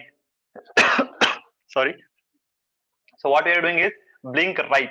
So this was our function. Now we are going to change our function for blink read. Okay, now we are going to change the function for blink read, and in this we need to change the value as well, that is a v0, because we are configured the display pin for v0. We are configured the display pin for v0, and here we need to initialize the pin which we are going to use. So I'm having the okay, I'm having the different digital pins. Okay, so let me show the pin as the pin diagram. As here, this is the TR pin diagram, and here the blue color indicates for analog read. Okay, blue color indicates for analog, and here you can see here are the different analog pins which you can configure. So what I'll be doing is I'll be configuring. So let me configure pin number 29, that is A0. So what I'll be configuring. You can use the 29. It's up to you which style you want to use. I have used pin number, so that is a 29, and the type of the pin is like no input pin, because we are configuring the input, configuring the sensor. The microcontroller is going to set data for translated the pin to read the pin as well. Okay, we need to read the pin as well. Now here I'll be declaring one integer variable. Okay, here in the global itself, I'll be declaring one integer variable. So if you want to declare the floating variable, you can declare. But as of now, just I'll be declaring the integer variable, and I will assign the value equals to 0. So here I need to read the value. Okay, I will read the value. So to read an analog value, we have an API which is called as analog. Okay, we have an API which is called as analog read. So I'll be making use of this analog read and using the pin number as 29. So I'll be connecting one. Sorry, I'll be connecting a sensor for pin number 29. Okay, that value will be stored in the variable A. Now coming for this blink read function. So in this blink read function, we have an API which is going to send the data for the my mobile. Okay, so we have an option which is called as the blink. Okay, so this is the API blink virtual write. Okay, so this is the API.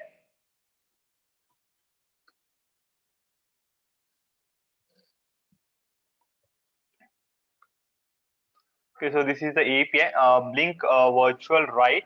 In this, we need to mention two parameters. One is the same. So whatever where for which particular device or for which particular virtual pin you are going to write the value. So I'm going to write the value for my virtual pin number 0. That is a V0. And what value you want to write?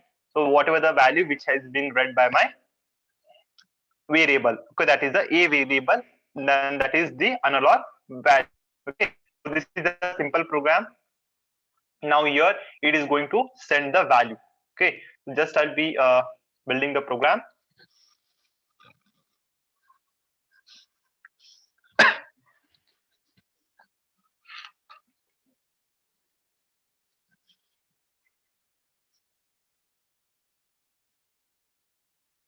By the meantime, I'll be connecting the sensor.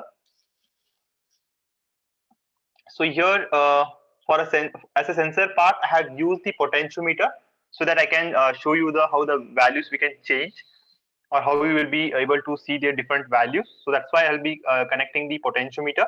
So if you want to connect any different sensor like fire sensor or soil moisture sensor, any sensor you can connect. Yeah, the program has been done. Just I'll be stop sharing the screen and let us open my mobile phone screen.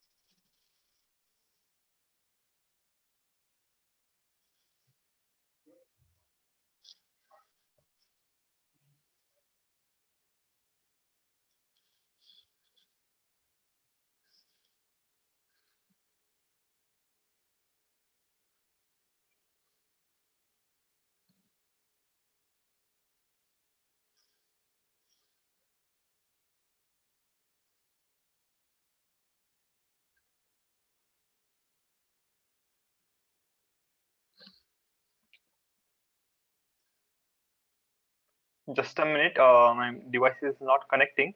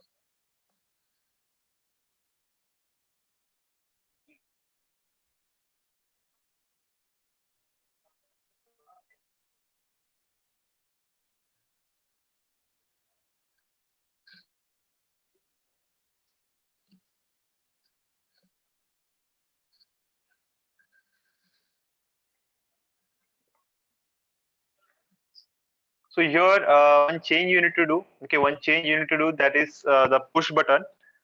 Okay, so what I'll be telling you in just a minute. So by the meantime, you can see the output. Now you can see the value which is being varied. I hope you guys are able to see the value.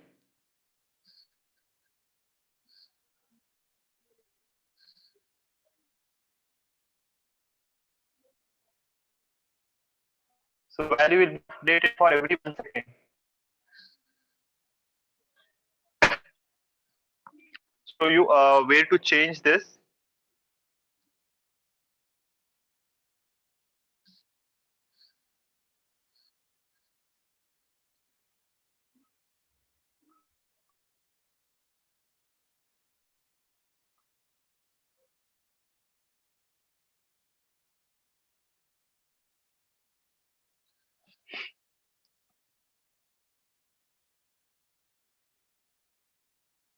I hope you guys are able to see the values as I change the value from the potentiometer.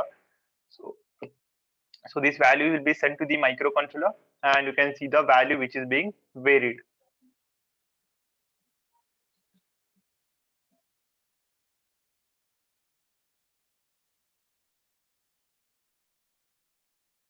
Okay, so one more option I'll be telling you. Okay, so just stop running the program. Okay, now so when selecting the properties, okay, when you go for the properties, so here one option is there.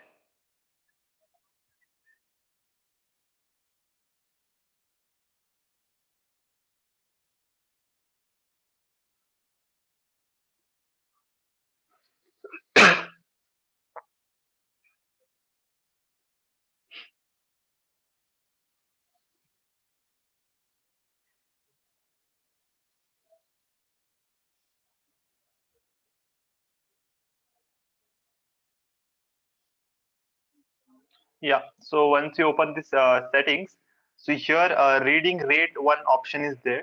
So it was like previously push. Okay, previously it was push. So unless and until you won't touch the screen, so it is not going to display the value. So but we don't want this. So here we have the timings. Okay, we have the timings. So every 1 second now value will be updated for me. Okay, now if I select 1 second, if I select 2 seconds, for every 2 seconds the value will be updated in my screen. So we have different times you can choose according to your requirement. So I'll be selecting the 1 second. For every 1 second it is going to change the value. Now this is the normal screen, or where we have seen the only values. Now let us go for the different option. Okay, now just I'll be selecting one different option which is called as the gauge.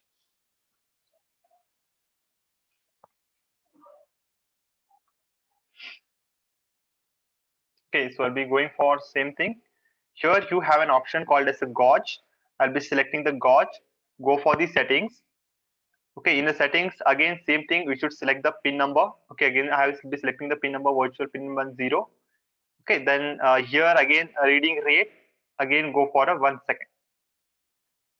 Now what happens? Here you will be having one GUI. Now you can see the value. Just I'll be changing the potentiometer. Okay, just you can see that I will be changing the potentiometer.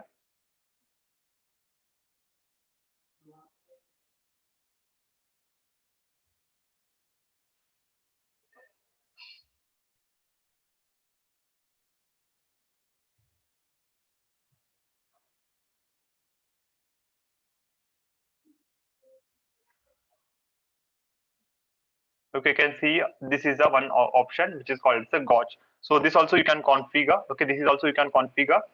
Or else if you don't want this, so we have the screen. Okay, we have the screen. So let me show that as well. So first of all, let us delete this one or let it be as it is.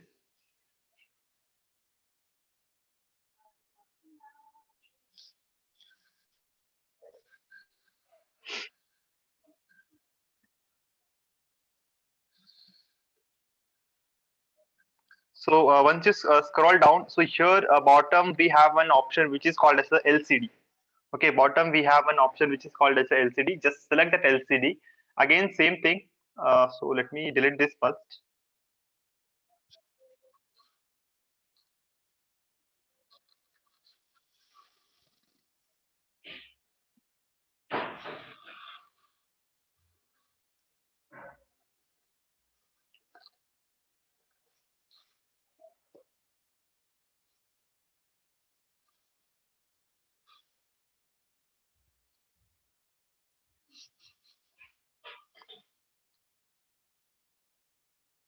Okay, so this is the LCD screen. Okay, this is my LCD screen. Uh, and here again we have two pins. Okay, again we need to select two pins. So let me select the pin number one first. Okay, so what I'll be doing is I'll be selecting the pin number one. Now we know that this is a 16 cross 2 LCD. Okay, this is a 16 cross 2 LCD which is having two different columns. Sorry, two different rows. One is a row 0 and row 1. Now I have only configured for row 0. I have not configured for row 1. So if you want to configure for row 1, you can go and configure for it. So as of now, I don't want to configure. I don't want to do any changes in my program. So I'll be just configuring for my row 0. Okay, now just coming back and let us run this program.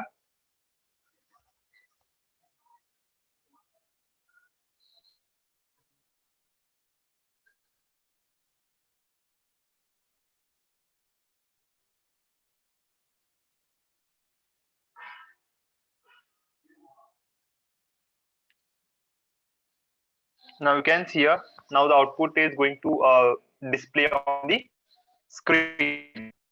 So in this, I have only configured for row 0. So you can configure for row 1 as well.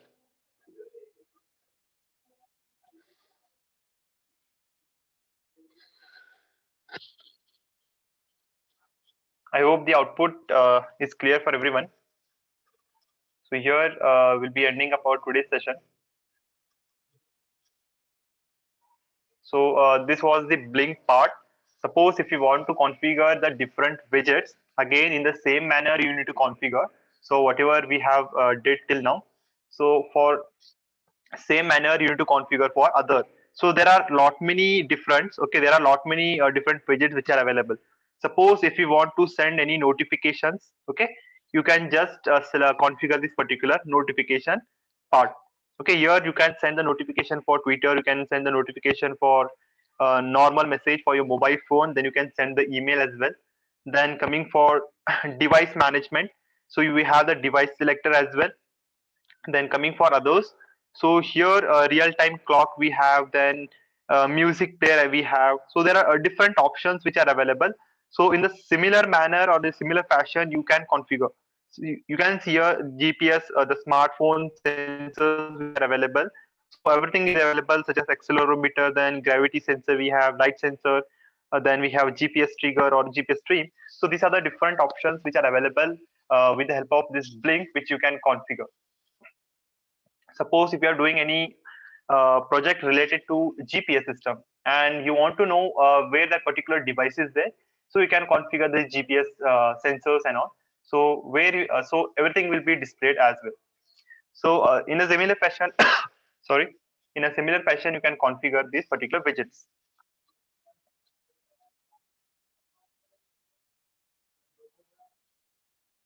So if you guys have any queries regarding today's session, just let me know. Participants, if you have any query, you can share. You can unmute yourself and you can share your query or your views.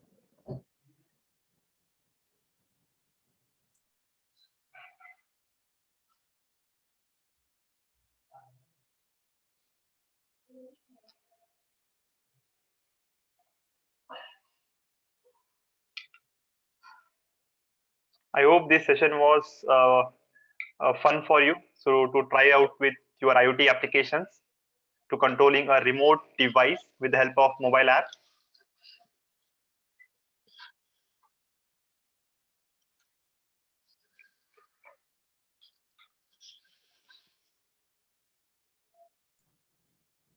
There is a feedback in the chat box, that is it was useful, sir, by Rajesh, Yes, ma'am. sir. Okay, sir, thank you very much for this wonderful and informative session. Actually, regarding the Blink app development, basically there was another session previously on in this phase Okay. itself. So it is Okay. it is better. It is again, you basically explain in a very lucid way also. So I think it will help us and to the participants also to carry forward any project or anything on this by using this application. So thank you very much, sir. And we will meet again on Monday. There will be your session that is regarding the any live project demonstration. I think I talked to Nishan, sir. So that will be from 11 on Monday. So thank you very much. And I will talk to Gurpreet sir regarding the valedictory session. If you all present on the Monday, so Yes, ma'am. then that will be better. Okay. Yes, ma'am. So thank you, sir. Yeah, And, welcome, ma'am. okay. And okay, so today's session is basically we can wind up the session. And participants, one announcement for you, that is on Monday from 11, there will be a session by EDGATE. They will basically explain and demonstrate some live projects and industrial projects they will demonstrate. And after that, there will be valedictory session. And those who are present from the previous phase, we know that in the valedictory session, we will interact and we will take the feedback from you one-to-one, and there will be a photo session. So make available that you can come in the video mode, so we can take the group photo, and I have to send this all to AICT. So it is mandatory. So please arrange, if it is in your scope, please arrange that you can come in the video mode in the photo session, group photo session. And that valedictory session will be followed by a common test, that is the final evaluation test. And that will be, I will basically announce the time again in your WhatsApp group. So today's quiz link is already given in the chat box, and the time is up to 5 p.m. So I think we can end our session here today. So stay safe, and sir, thank you. Yes, ma'am. Okay, so I'm ending my session. If any query, then you can share. Otherwise, I am ending my session. Thank you very much, madam. Okay, sir. Thank you. Welcome, madam. Thank you, Rahman sir. You basically, from the last day, you are also the co-host with us. My pleasure, and, madam. And you are participating. It's good to work with you all. It's my pleasure. Okay, sir. Thank you. So I'll be always there at your reach. Okay, sir. And thank you all the participants for being here. So we will meet on Monday. So I'm ending this session.